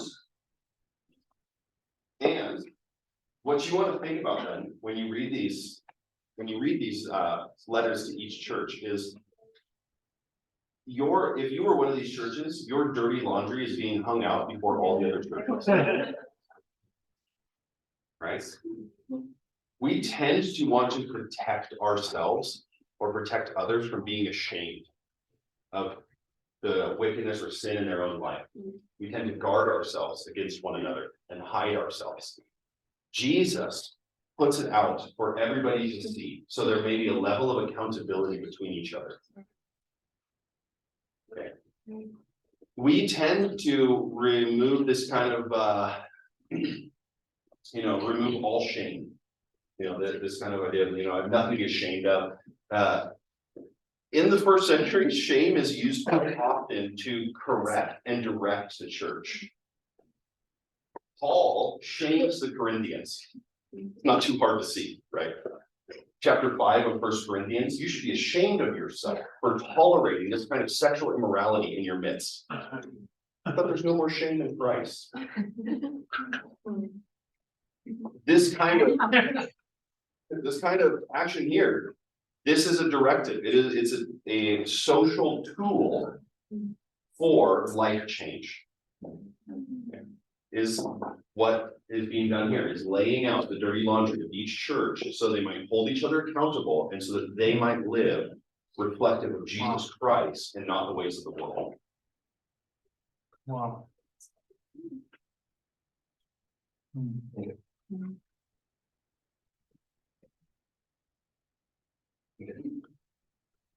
Let's look at these churches.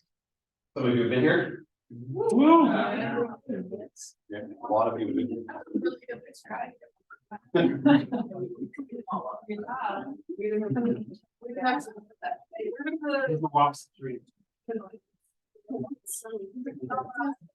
So Ephesus, Ephesus is the first letter that's sent in this book. And it makes sense because Ephesus is the most prominent city in Asia Minor, and it is the closest city to the island of Patmos. So it's kind of the leading city. And so Jesus sends the first letter to the city of Ephesus. Now, the angel of each city, just to address that, I know we have that question up here. The angel of each city, there's so many suggestions for what the angel is, whether it just should be translated messenger, because the Greek word angelos can mean messenger or angel, depending on the context. So could this be that there's a messenger who's taking the letter from John to this church, right? Or could it be that the person who is reading the letter to the church is the one relaying the message from Jesus? Or in light of the book of Daniel, that each church or kind of individual has like this guardian angel. And so this is a spiritual being, and this is being sent to the angel of that church, right? As kind of the spiritual guardian of that church. Same way that we see that there's kind of these national angels in the book of Daniel. And then that thought is developed into the Second Temple period and into the intertestamental period of angelology. So nobody really knows. It doesn't really change anything how we interpret it because the letter still goes to the church itself. Right? It's not just to the angel. So Ephesus in the first century gets grand praise from Jesus. They have stood up against false teachers. They have not allowed false teaching into their midst. And anybody who's called themselves apostles has been tested. And if they are found to be false, then they are removed from their midst. Right? There's some praise given to this church at the very beginning. Right? I know you're enduring patiently and bearing up for my name's sake, and you have not grown weary. Amen. Now, all of these are great aspects of consistency and faithfulness to Christ. But I have this against you, that you have abandoned your first, the love you had at first. Right? What seems to have happened is that this church, while Ephesians chapter 4, verse 5 gave the instruction by Paul to speak the truth in love, has started to love to speak the truth. And they've been so consistent and so firmly addressing all false teaching and weeding it out of their midst that they have missed living righteously before Christ. And they put more attention on saying the right things than doing the right things. And that's what Jesus confronts them with. He doesn't confront them with believing wrongly, he confronts them with living wrongly. We think of first love, and we talk about first love, we talk about first love Christianity, right? Or getting back to my first love. What do we mean when we say that? We often mean intimacy or passion or desire for Jesus. When you read this passage, what is first love in here? This is where we get it from. What is first love in Revelation chapter 2 to the church in Ephesus? Works. First love is living out the gospel. That's what Jesus says. Jesus compares their love for him to the degree that they lived out their lifestyle for him in the city. And what he has said is that you have ceased to live the example of Christ in the city, and rather you would confront people about their beliefs. Right? and just correct beliefs, but not correct lifestyle. And so they have lost something, right? What they must do is repent. And what does it say in verse 5? Repent and do the works you did at first. So repent is the word that implies change of direction. You must turn around and go back to where you started and do what you were doing then. Okay, that's his instruction to the church here. Now, Ephesus, you know, I mean, you guys have been there. And what you see is there is no thriving Christian congregation there. Right? If there are Christians, there are not many of them. That would have been completely unheard of at this time.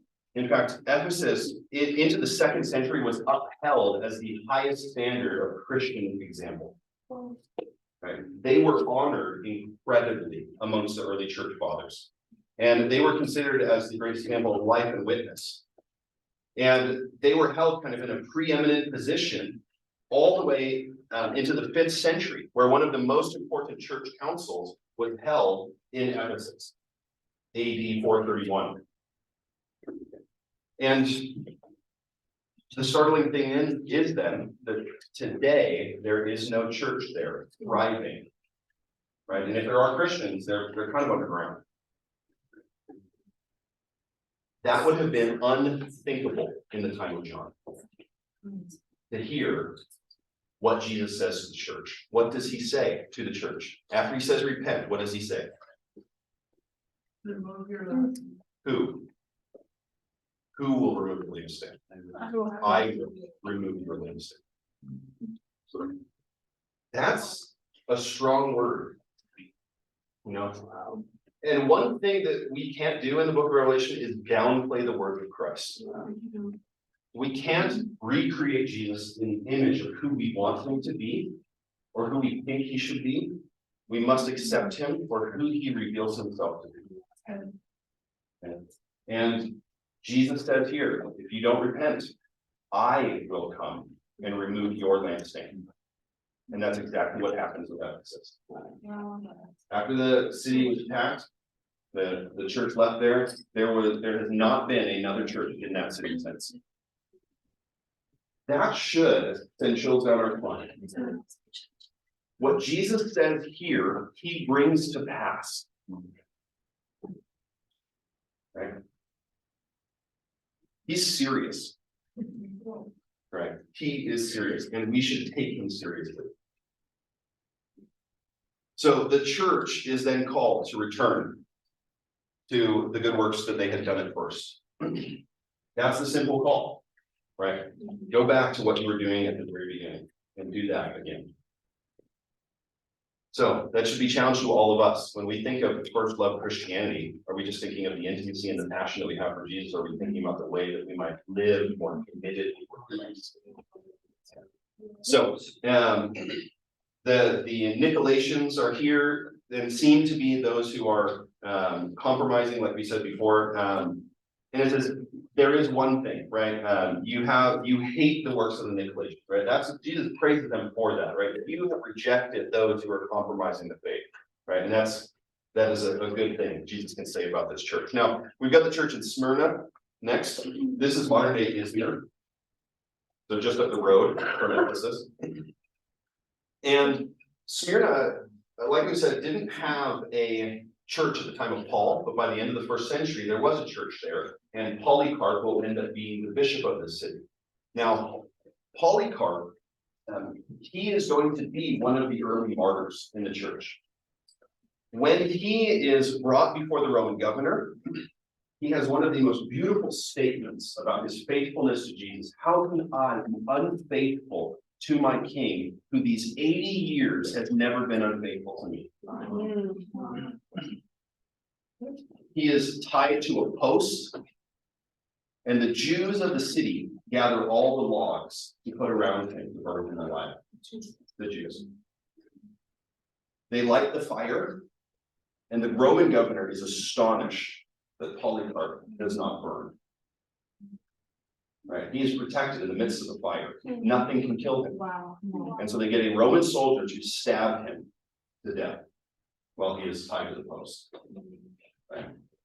this city, Jesus says up here, right? He says, do not fear what you are about to suffer. Right. They may not be facing much persecution now, but they will. And it will be also at the hands of the Jews, right? Here, those who have slandered you. The devil's about to throw some of you into prison, that you may be tested for 10 days, and you will have tribulation, but be faithful unto death. And I am sure that Polycarp knew those words. The bishop of the city that this letter was written to. And I am sure that that is ringing in his mind as he's being tied to the post. Be faithful unto death. This story of, this story was written also in the, 2nd century. okay, what was the religious? No, it's a separate writing called the Martyrdom of Polycarp. It's included in a collection called the Apostolic Fathers, but you can also find that, the translation of it online. It's public domain, it's easy to find. You said that it was that one, which one? The martyrdom. The Martyrdom of Polycarp. It's a story written about him. It's very short. It takes like less than 10 minutes to read it. So we see that here. Now, it says that they'll be given the crown of life. And this, the crown, Smyrna was a pretty prominent city, pretty significant city, and it was said to be the city of the golden crowns, because of how beautiful it was. And so there's kind of this parallel between the description of the city and the gift that Jesus will give to those who endure in the city of the crowns. Right? So there's the important thing to recognize is the connection between the cities themselves and the letters that Jesus is writing here. We'll see that specifically with Pergamum next. This is Pergamum. It is built up on a very high hill that protects the city as kind of like a citadel. And it is at the city of Pergamum that it's a bit inland, but it was the capital of the province before that was moved to Ephesus.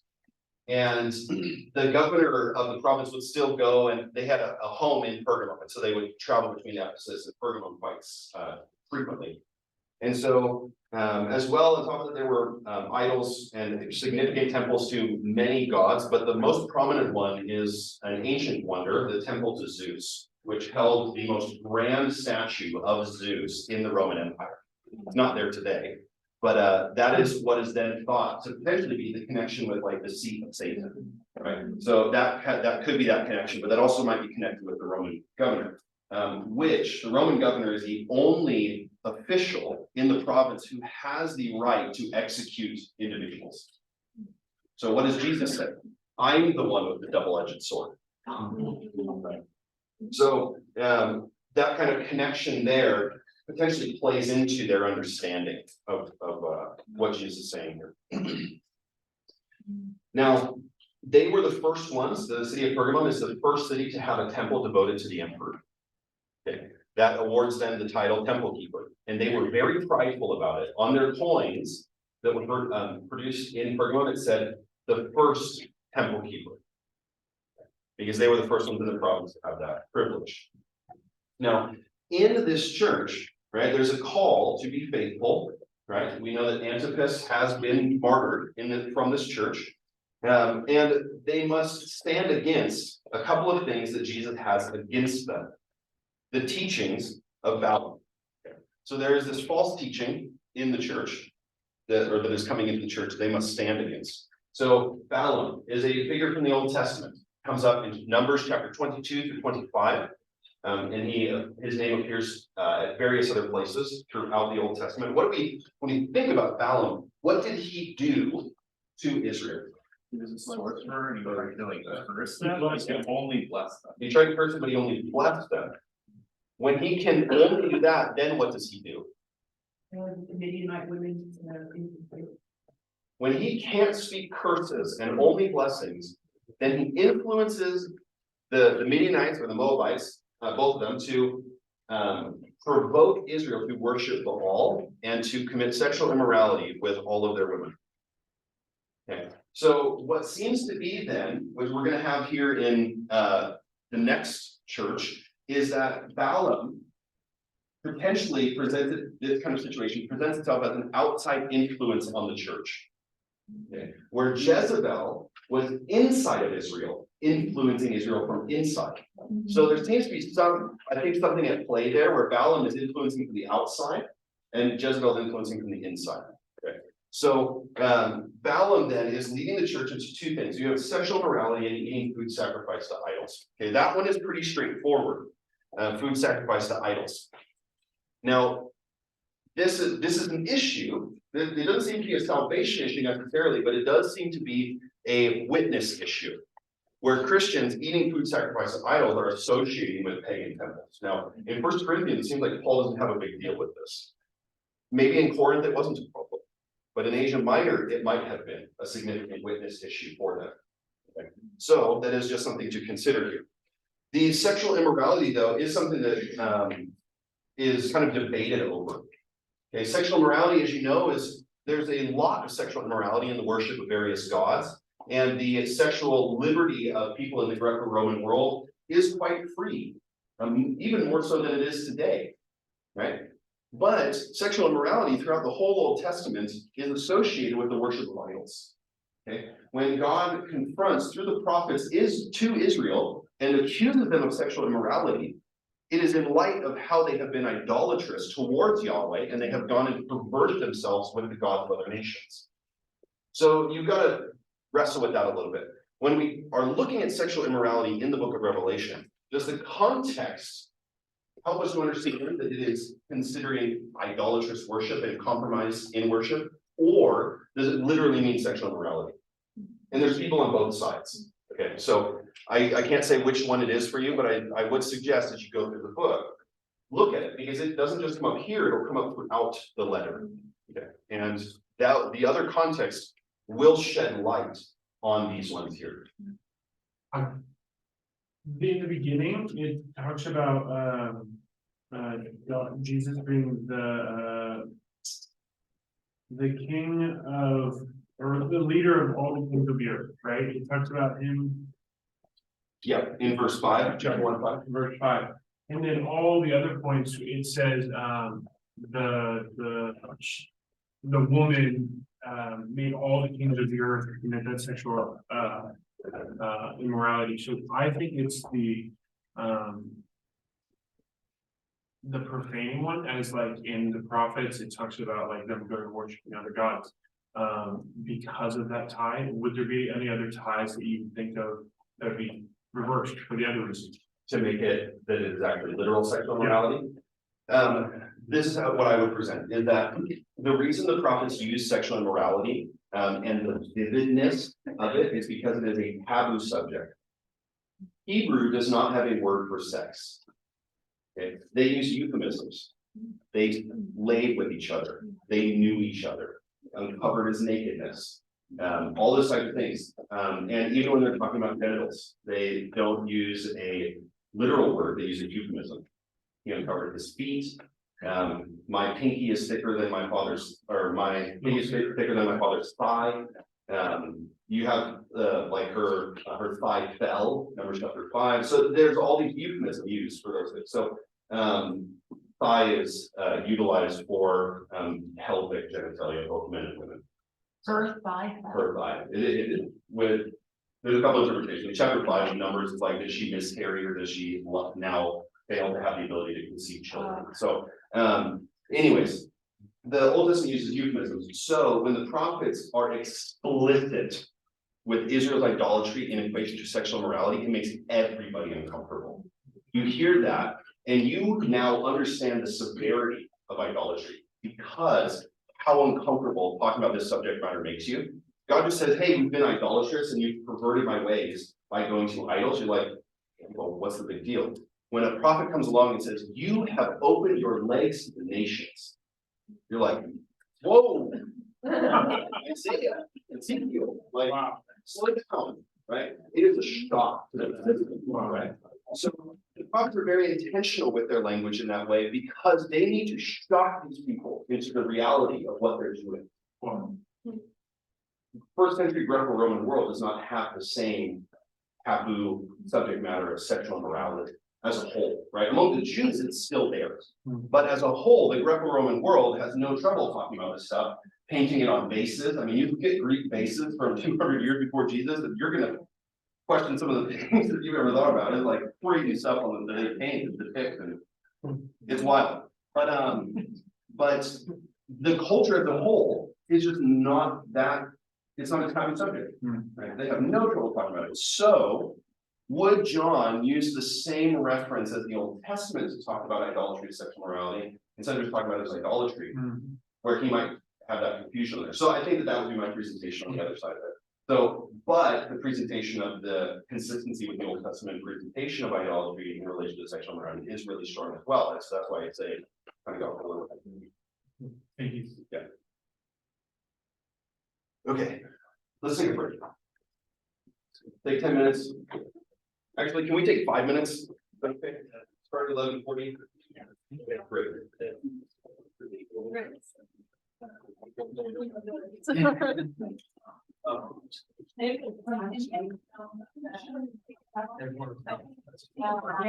Into Israel. Now, but all worship also involve sexually immoral practices.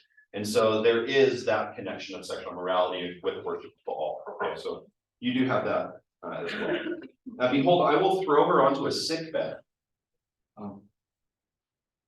And those who commit adultery with her, i.e. partner with her in this, I will throw into great tribulation unless they repent of her works.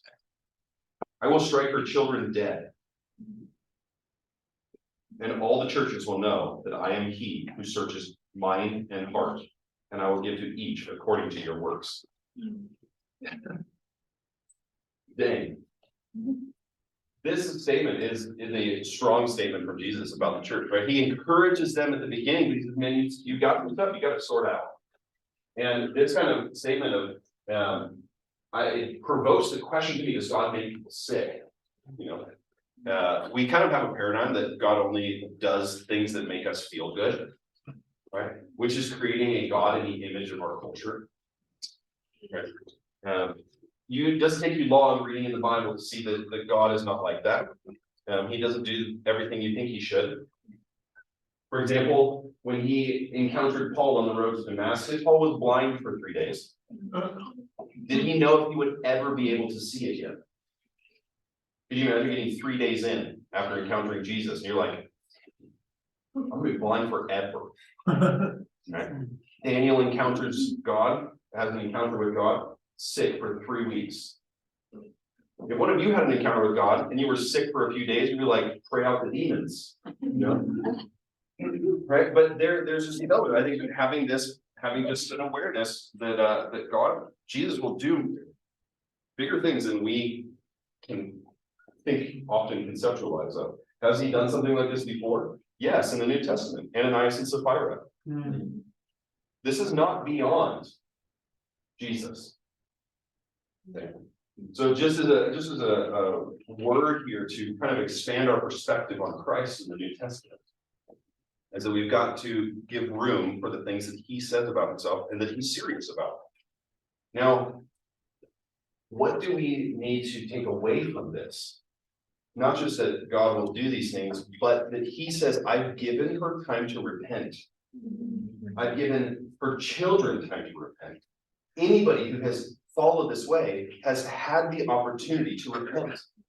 Right? So it's not like Jesus is just like, I'm going to judge them. It's like, I have invited them to turn away from this false teaching. Right? And that is the goodness of God, his mercy. And that will be the common kind of refrain throughout this book, is this offer of repentance. The churches, the offer of repentance to the world. There is always an open offer to repent and to turn back to him. And the warning then in here for anybody today is this warning against false prophets. Okay. Jezebel and Balaam are both considered to be prophets. And so we get this picture of false prophets in the church. Okay. Now, Peter equates false prophets with false teachers. Okay. He'll parallel them together. And what is essentially saying is the false prophets of the Old Testament are the false teachers of the church today. Okay. So what is the marking of a false prophet? Okay, well, one of the markings the book of Deuteronomy gives is that what they say doesn't come to pass. Okay, but if you're considering false prophets to be false teachers, then how do you categorize that? They're not making predictions about future things. So how do you say, is this person a false teacher or not? And what seems to be here is that these false teachers are leading people away from faithful obedience to Christ. And that is the real mark, is that they are leading people to worship something more than Jesus. It is the same thing that the false prophet will do for the beast. The false prophet does miracles in chapter 13. Right? The second beast does miracles. And it's not the miracles that affirms their authenticity. It is who they are pointing the people to worship. Because while that prophet, false prophet, does miracles, and people start to honor him and recognize him, then he points them to worship the beast. Chapter 13.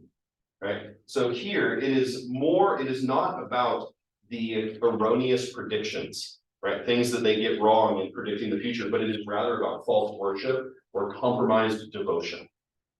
Okay. So from there, we get the letter to the church in Sardis. Okay. Now there is for Thyatira, there is an encouragement to them to hold fast, right? There are some people who have gone astray, but there are still some who are faithful, even in the midst of this church. Okay. So to the church in Sardis.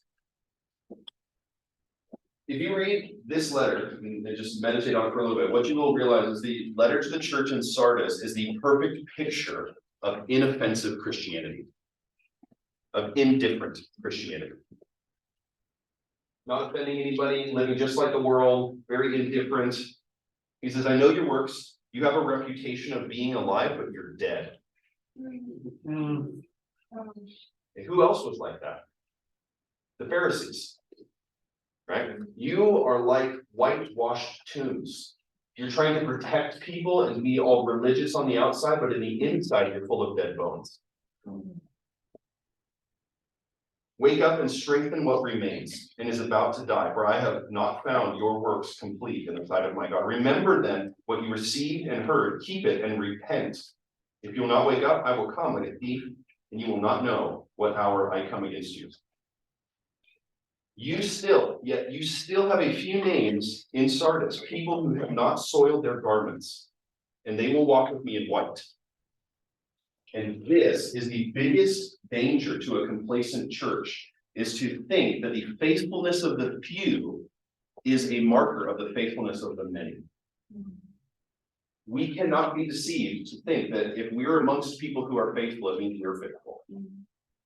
Right? That's what Jesus is warning here. He says, there's still some of you who are faithful. There's still some of you who haven't soiled your garments. But for most of you, you need to get your life together.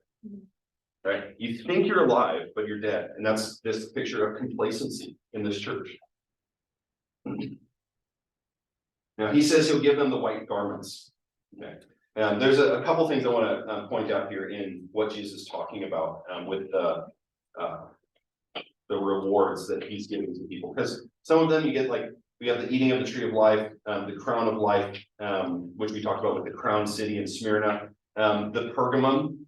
You have the hidden manna, which no one really knows, but the white stone is thought to have some kind of parallel to the first century, because in a court of law, the jurors in a courtroom would vote over someone's guilt or innocence with stones, and a black stone they would use to vote someone guilty, and a white stone was used to vote for innocence. And so Jesus giving someone a white stone could parallel that idea of innocence there.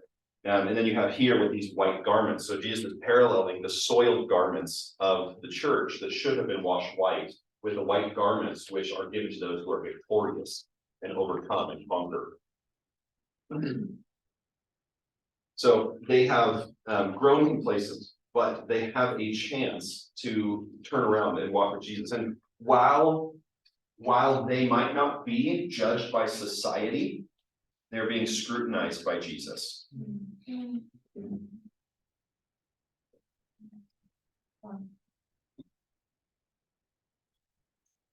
Philadelphia, on the other hand, has a pure devotion to God that is unquestioned.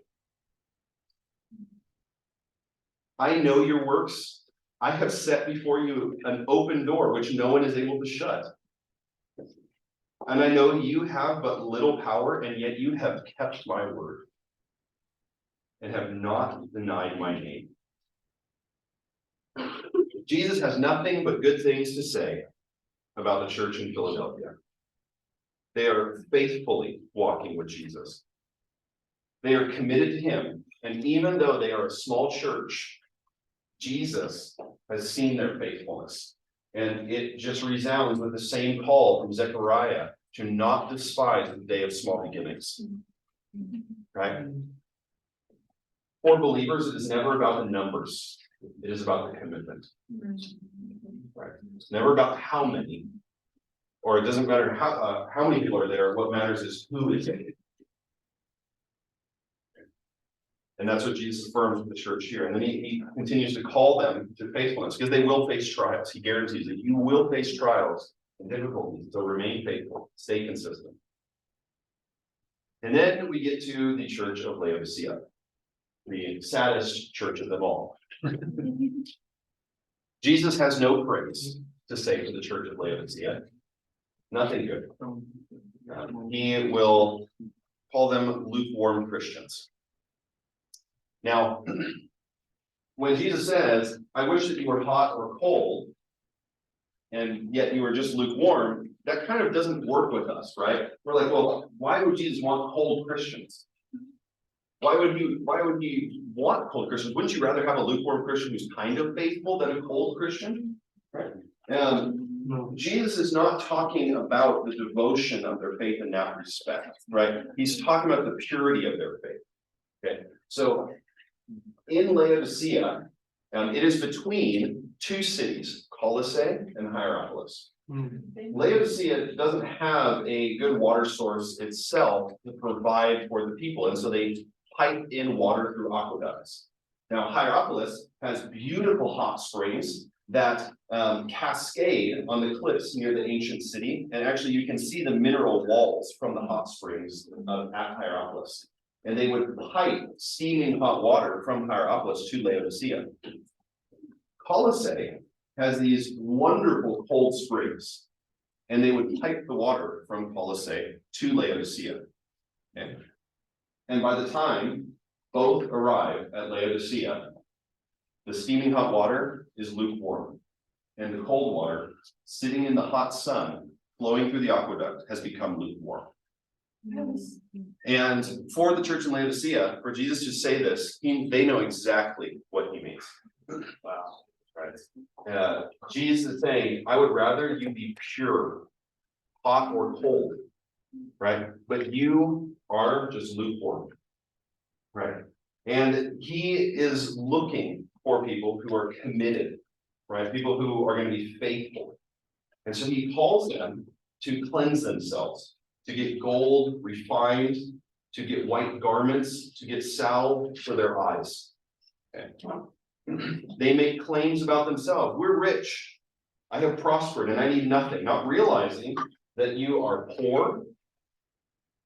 You're wretched, pitiable, poor, blind, and naked. Now, Laodicea as a city is a very wealthy city. Okay. It's a prominent and wealthy city, and they have an incredible amount of wealth because of some of their exports. One of which they're very well known for is their eye ointment, okay. The Laodicean eye salve. And it is an eye ointment that that was used as a medicine for people with eye infections. And it was well known throughout Asia Minor, purchased from the city. So, and spread out, exported throughout Asia Minor because of its healing properties. And Jesus says, you're blind. You know, you think you have something. Really what you need is spiritual sight. You need to have your eyes opened. Right? He says to clothe yourselves because you're naked. Well, the city of Laodicea is known for some of the most beautiful black wool that is produced in the whole province. Like glossy black wool on the sheep that they breed there. And people, there was wide acclaim of the pure black garments that were produced by the city of Laodicea. And Jesus says, You might think you're clothed well, but you are naked. Right? You're poor. Think your city is so wealthy? You are spiritually poor. And what Jesus is confronting here is the fact that their material wealth has compromised their spiritual commitment. And materialism can be one of the greatest enemies of our faithfulness to Jesus. When we think we have what we need and we don't rely on him. Right? One of the biggest dangers then, just like Jesus said, is it is hard for the rich to enter the kingdom of heaven. Not because having money is wrong, but because you think you're self-sufficient and you don't need God. And that's what's going on in the church of the Laodiceans. They think they are sufficient and they're doing okay. Jesus says the same thing to them. Repent. Repent and turn back to me. And like we highlighted at the beginning, Jesus is standing at the door and knocking. Now, we often use this as a way of talking to Christians about Jesus wanting to come into their life, right? But when Jesus calls people to follow him through the Gospels, he never talks about coming into their life. He always talks about them committing their life to him. Take up your cross and follow me. Lay down your nets and follow me. Sell all your possessions and follow me. To the church, Jesus will say to the Laodiceans, you kicked me out, let me back in. Right? So this isn't Jesus talking to sinners, right? Saying, please let me into your heart like a poor beggar. Right? He is talking to the church that has left him out in the cold, like Matthew 25. Right? I was in prison and you didn't visit me. I was hungry and you didn't feed me. I was naked and you didn't clothe me. Right? And as much as you've done it unto the least of these, you've done it unto me. Right? That's what Jesus is saying. Sure. One of the most significant paintings of the past few hundred years is this painting of Jesus knocking on the door of the church at Laodicea. And the door is covered in ivy. And all you can see is the latch on the door, and he's knocking at the door to be let in. And they have left him out for so long that his door into their lives has grown over. Okay. This is a direct contrast to the Philadelphian church, where Jesus said, you have an open door. Right? So there is a freedom for Jesus to come into their church, for them to come in and dine with Jesus. And the Laodiceans are keeping him out. And then in the very next verse, Jesus, or in the very next chapter, at the very beginning, John says, look, I look to behold a door standing open in heaven. Okay, so you've got these kind of parallels of these things going on. Jesus wants to come into the church, but they have left him out. And as we come to the end of these letters and consider these things, one of the most repeated statements throughout all of these letters is this: I know your works. I know your works.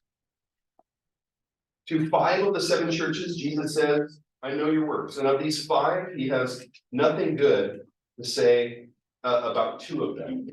Nothing good to say about their works. To Ephesus, they're faltering in this area. Thyatira as well. Only Philadelphia is commended for their works. And what this should teach us is that Jesus cares about the things we do. Not just the things we say, not just the things we think. How do we model Christ to the world? How do we treat our brothers and sisters in the Lord? And are we de-emphasizing the importance of living for Christ and the works that we do in righteousness for him? Because I don't want to become legalistic. I don't want to start working for my faith. Right? Newsflash. None of us are in danger of working for our salvation. Okay. It has been so drilled into us that salvation is a free gift from God, that I don't think I could run into a Christian under the age of 40 who's in danger of working for their salvation. The danger is that we have ceased to work at all. Right? And Jesus confronts the churches here with the same thing. 11 times it's mentioned in 2 chapters of words. So just as something to pay attention to here. And what is good for us to think about, and a suggestion for today, to take some time, is to think about what kind of letter would Jesus write to you?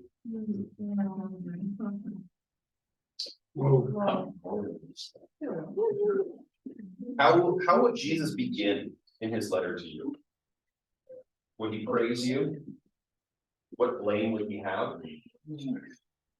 What affirmations and encouragement? What calls to victory would Jesus speak to you?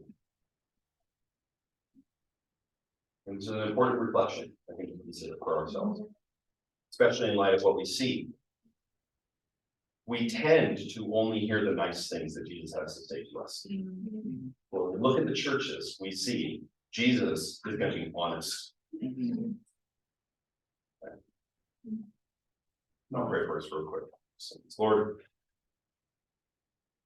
we want to be honest with ourselves. And we want to be able to hear you honestly. To hear when we've done well and need and deserve your encouragement and your expressed love, Lord, that we would hear that. But God, as well, that we would hear your honesty about where we are at. That we would not shy away from it and push it down. Lord, but we would receive all that you have to speak to us, Lord.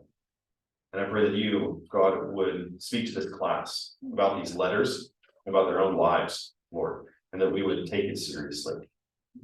That we wouldn't be opposed to hearing a letter like the Philadelphian letter that is wonderful and amazing. But we also wouldn't be opposed to hearing something like the Ephesian letter, a call back to our life of following you, Jesus, fully and completely in every area, God.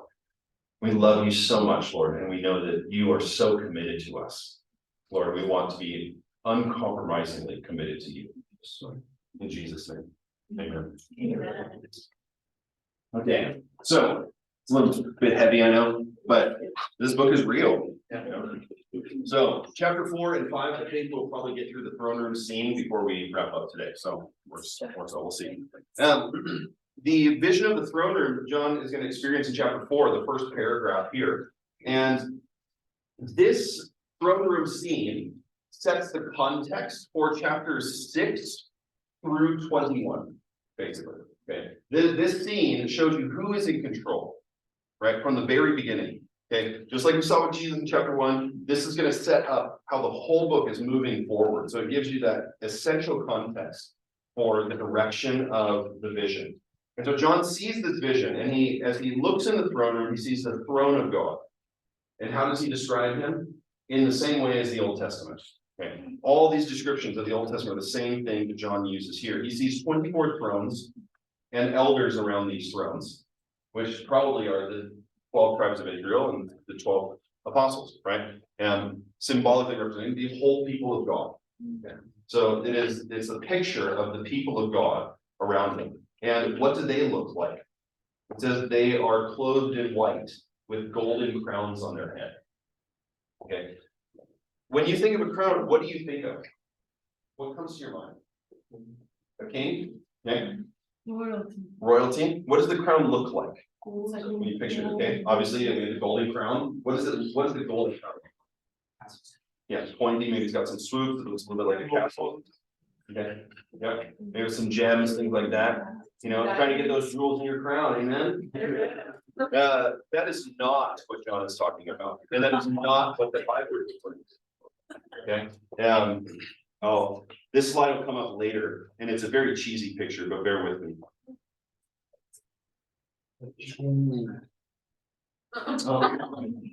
This is the crown John is talking about. The crown that John is talking about is a Stephanos, that's the Greek word. And a Stephanos crown is a crown that is given to those who are victorious in battle and in athletic events. Usually it is given as a wreath that is placed upon their head. It is green, a laurel wreath or celery leaves, something along those lines. And that's the crown they wear on their head. Okay? So this crown is not a symbol of royalty, it's a symbol of victory. Okay, the crown is given to those who overcome. Okay, so this is not about being royal before God. This is about being victorious. And the white garments that are given to those who conquer in battle are also the one that are also connected with then the golden crown that is given to those who overcome and conquer in battle. So when soldiers would come back, and the generals specifically, or the military officers would ride into Rome to offer sacrifices at the temple to Caesar or to Jupiter Capitolinus for their victory, then they would ride on white horses with white garments and golden crowns on their head. Okay, so John is picturing this the same way and seeing the saints as being victorious in heaven. And what are they doing? They're bowing down and laying their golden crowns before God. Okay. In honor of him, okay, and his victory. Now, the irony is going to be that this victory is not won through overpowering. The victory is won through patient endurance.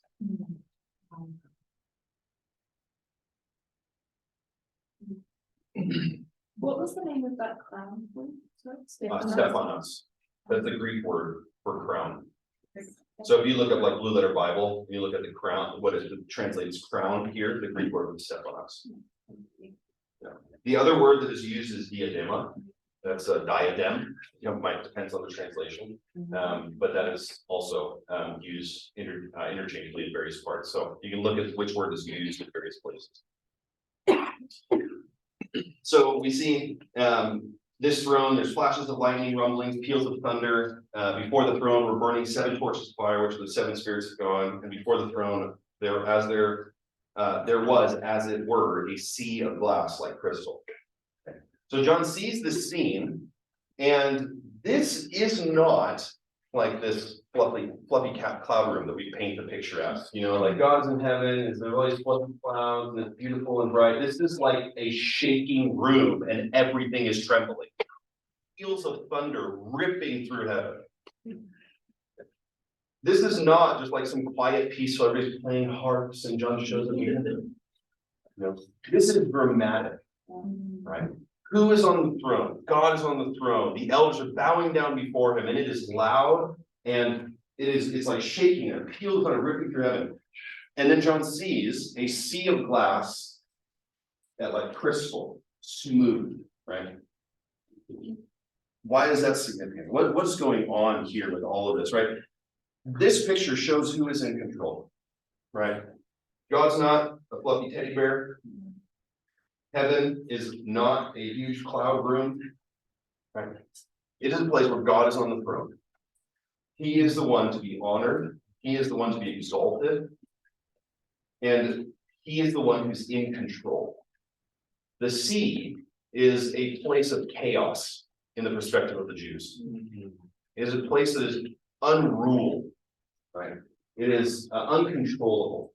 The reason the Jews never became a sailing people, even though they lived on the coast of the Mediterranean, was because they thought the sea was a chaotic location. They couldn't control it. It was the place of the uncontrollable. And then when you have visions, or your experience of freedom is being the sea being parted, God showing his control over the sea, and you walking through on dry land. And then you have Jonah, who is sailing. He's willing to traverse the chaotic kind of arena to run away from the will of God, and then gets thrown into the sea and brought to the bottom of the sea, and then spit out of the sea, right? And then you have the book of Daniel. Where do all the beasts come from in Daniel? The sea. Where do the beasts come from in the book of Revelation?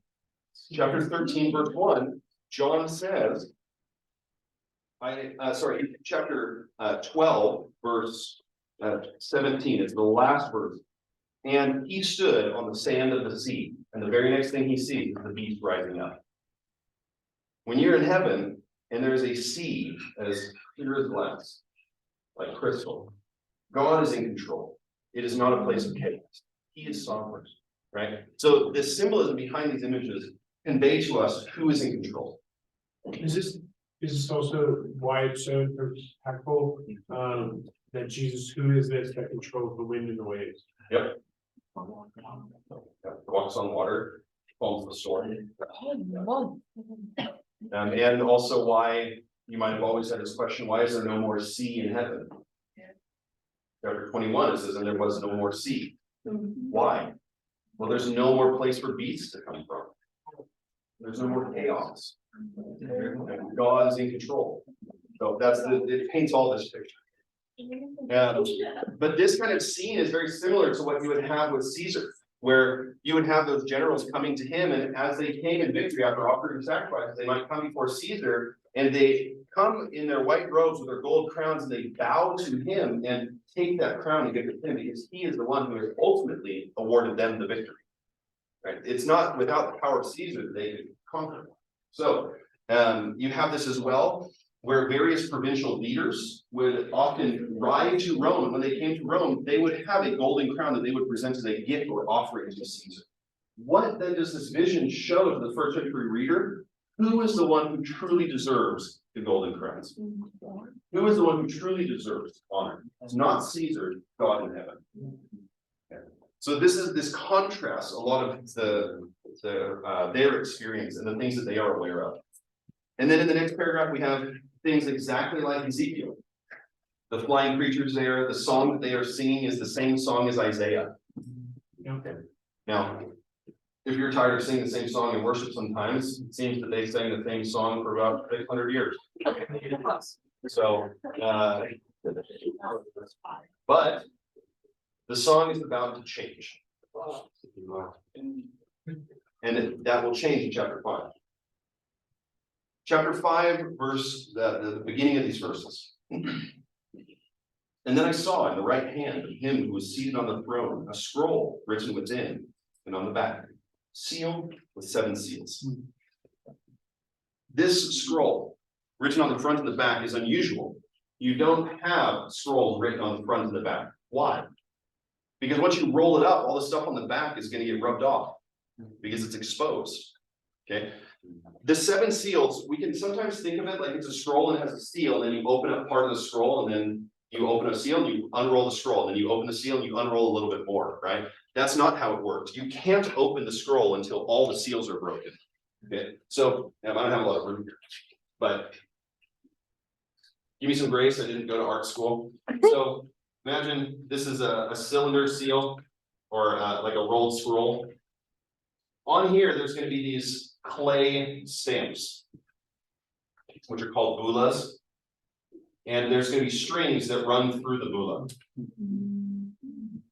And they wrap around the scroll.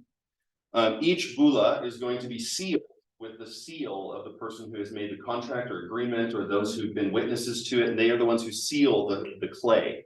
The clay will harden. And then you cannot read what's inside the scroll until all the seals are broken. Okay. This in the ancient practice, you would have had 2 versions, or sorry, 2 copies. One that's open that you can read, and one that is sealed, and this is the official copy. Okay, if it ever needs to be open, then you would break the seals, right? So there is a scroll, 7 seals, in the right hand of the one seated on the throne. And I saw a mighty angel proclaiming with a loud voice, "Who's worthy to open the scroll and to break its seals?" And no one in heaven or on earth or under the earth was found worthy to open the scroll or to look at it. For how long? How long did it take to search and find and come to the conclusion that no one was worthy? And I began to weep loudly because no one was found worthy to open the scroll or to look into it. Why wasn't Jesus found to be worthy to open the scroll? Why did it come to the point of John crying because no one was found worthy to open the scroll? Because it must be open. Who is worthy, and when are they made worthy? How are they worthy? The lamb that was slain. It says here, and the elder said to me, "Weep no more, behold, the Lion of the tribe of Judah, the root of David, has conquered." So that he can open the scroll and its 7 seals. I think what John is experiencing here is what happened in heaven at the moment of Jesus' crucifixion and resurrection. At the moment of his overcoming, his patient endurance of the trial set before him, that he is made worthy, right? The angel gives us a resulting connective so that he can open the scroll. He has overcome so that he can open the scroll. Okay, now, when you think of an overcomer, this is who you think of. The Lion of the tribe of Judah, the root of David. That is a king, right? That's the one who should have the royal scepter to rule the nation of Israel. That's an overcomer, right? That's the one who you'd expect to ride in on the donkey, the palm branches, take back Jerusalem. That's the Messiah you were waiting for. And then he looks and he sees the Lamb between throne and the 4 living creatures. And among the elders, I saw a lamb standing as though it had been slain. That's not what a conqueror looks like. It is a sacrificial lamb who has been slain and slaughtered. Which has 7 eyes, which are the 7 spirits of God sent out into all the earth. And he went and took the scroll from the right hand of him who was seated on the throne. And when he had taken the scroll, the 4 living creatures, the 24 elders, fell down before the Lamb. Different than what you saw at the beginning of chapter 4, where the creatures and the elders are falling down before the throne of God. Now they're falling down before the Lamb. Each holding a harp and a golden bowl full of incense, which are the prayers of the saints, and they sang a new song. And that's where creation shifts to all singing the song of the Lamb because of what he has done. And this sets us up, right? Jesus Christ, what he has accomplished, what he has done, his overcoming, his example that he has set, that he is the one who sacrificed himself, who overcame, who was slaughtered, so that he might show all who follow him what it looks like to overcome. I have a question. When you said about this, the moment that John was witnessing, when the lamb was found worthy, do you think that was when Jesus died or when he was resurrected? Yes. That isn't a separate event. Okay. Okay. The resurrection without the crucifixion is insufficient, just the same as the crucifixion without the resurrection. It is one event. Paul treats it as one event. Romans chapter 4, the last verse of Romans chapter 4. We can read it real quick.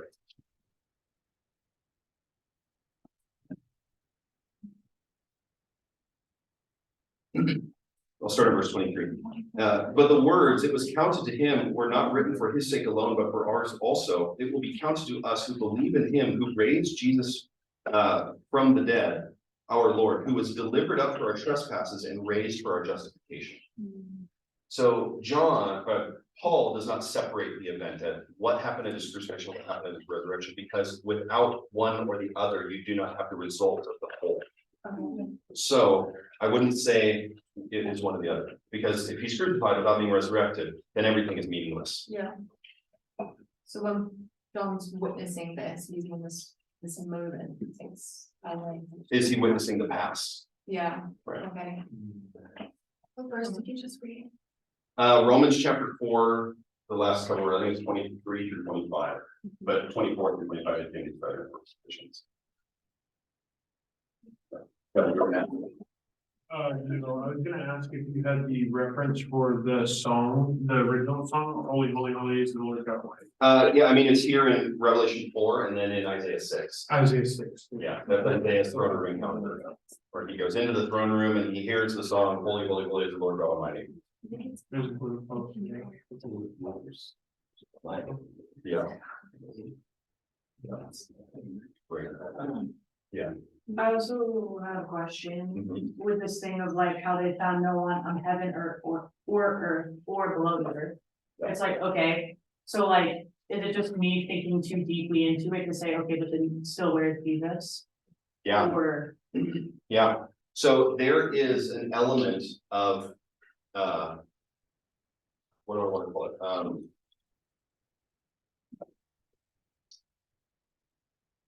There's a specific word for it, but it's like accomplishing perfection. There's a role that Jesus had that prior to his death and resurrection, he was not sufficient to meet the demands of opening the scroll. So for example, you have this in Hebrews.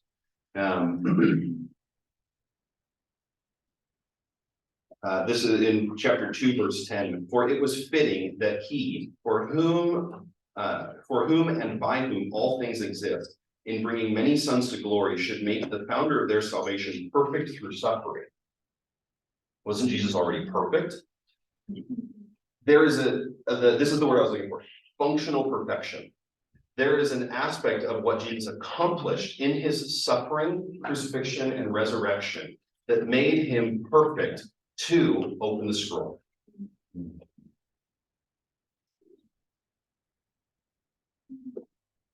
Is he morally perfect? Absolutely. Okay, but in the vision that John is seeing, there is a process that's taking place, and he views that process happening at I think, the death of Jesus, because it is his suffering that makes him worthy, just like it is Hebrews 2:10.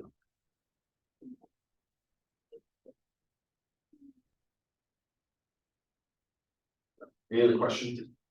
This is as far as we'll go today. This I have a question. So like the scroll in itself, it could be seen like the accomplishment of the requirements. Or something like that, so Jesus was having functional perfection. They need that because we have to pay for like, so it's gonna be all of us kind of, and he was then found worthy to open and to like accomplish his plans, or is it some visionaries? Yeah, I mean, it seems like, because he's gonna start opening the scroll in Revelation 6, right? And as he opens the scroll and he breaks the seals, he's not unrolling the scroll, he's breaking the seals, right? And as he's beginning to break the seals, things start to happen that seem to move the story towards its final climax, right? And so the interesting thing is you have this scroll that the first 6 seals are open in chapter 6, but then the 7th seal is not open until chapter 8. But then what happens to the scroll? Nothing. I mean, it's just kind of out of the picture. But then you have this mighty angel who comes with a scroll in his hand. He says, John, now is the time to eat the scroll. So is John eating the scroll that was in the hand of the Father that Jesus opens? Is it only a little scroll because it's in a giant angel's hand? And I mean, it doesn't comment on the size of the scroll in chapter 6. So I mean, there's no question there. Some people make those connections, but I'm not saying like that is exactly what it is. But just to be in light of the story, how it's progressing, there seems to be those connections. Now, there is the elements of the moving forward of the course of history. I wouldn't necessarily tie the scroll with the covenant. The one way I would tie it with the 10 Commandments or with the law of Moses is the tablets. You remember the tablets from Exodus chapter 34? They're written on front and back. Implicationally, there's no more room to add anything. This is the complete covenant that God is giving to his people, right? And so the scroll is written completely front and back. Implicationally, there's no room for God to add to it what he has already outlined will happen. He's not going to change the story, right? And so as things unfold, this is what he has prepared from the beginning. And he's been waiting then for the one who would be worthy to open the scroll to move history towards its next return of Christ, probably. You have questions? Yeah, I mean, it's kind of hard to wrap my mind around it, but like, Me too. the whole concept behind it, I would say, is like, and we're talking about the sequence of events happening, right? And it's not like, I wouldn't say it's time good. I mean, I'm thinking like in fifth dimension kind of like, look at it, but yeah, when you say time is no, this is not construct of time in the intro room or is symbolic. This kind of question of is God outside of time Right, that one. I don't think God is outside of time. I think God is inside of time. I don't think that time will cease to exist when we're in heaven. And because time is necessary for every function of reality. To be able to talk with another person, there has to be an understanding of time. Because the tone of the words that you make and the things that you say are all within the context of time. Right? Every piece of communication, everything that we know about each other is a reflection of how time operates. Right? So God has always operated inside of time. His omniscience is not that he is like outside of time, it's that he sees all of time. Right? So God's not outside of time in that sense, like he is operating inside of a chronological schedule, right? But he's at every point in that chronological schedule at the same time.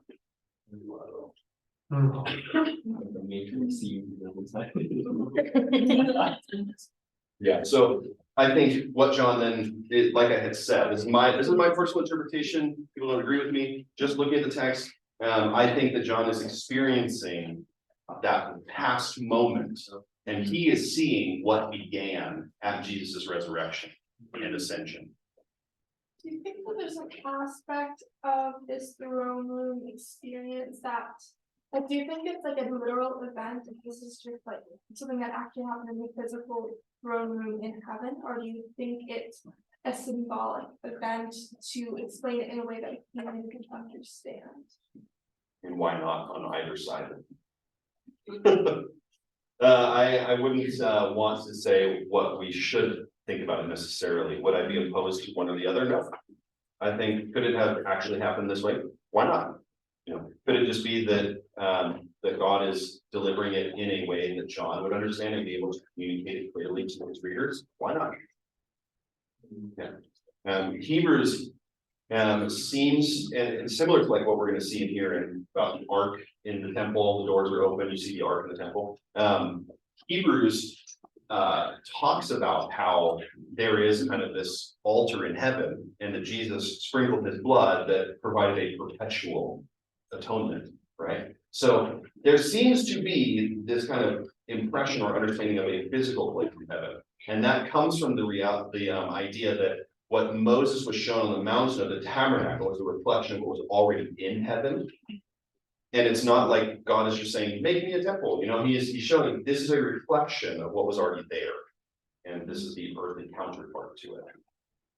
So could it have been a physical thing that actually happens here? Why not? Is the Father on the throne? He is on the throne in the not the theoretical, but in the conceptual sense. But he is not a human being who sits on a throne. He is spirit. Okay. Any other questions that you want to ask? Because I'm sure there's a lot of them, but you may not want to ask them. So I'll pray and we'll wrap up. And then I know we've got speaker table today, so if anybody wants to sit and talk, we don't have to talk about Revelation, talk about whatever you want to talk about. Yesterday we were I was talking to DBS and we were talking about how to go back to your church and share what you have learned. So you can talk about anything you want to talk about, Bible or whatever. So let me pray. Lord, thank you so much for this time and for this book, God, that honors you and exalts you and puts you in the right place. And Lord, I pray that we would have a vision of you, Jesus, and we would put you on the throne of our hearts, Lord, that every day our confession of you as Lord would mean that you are Lord our whole life. Jesus, we love you. I pray you bless this class as they go from here today. In Jesus' name, amen.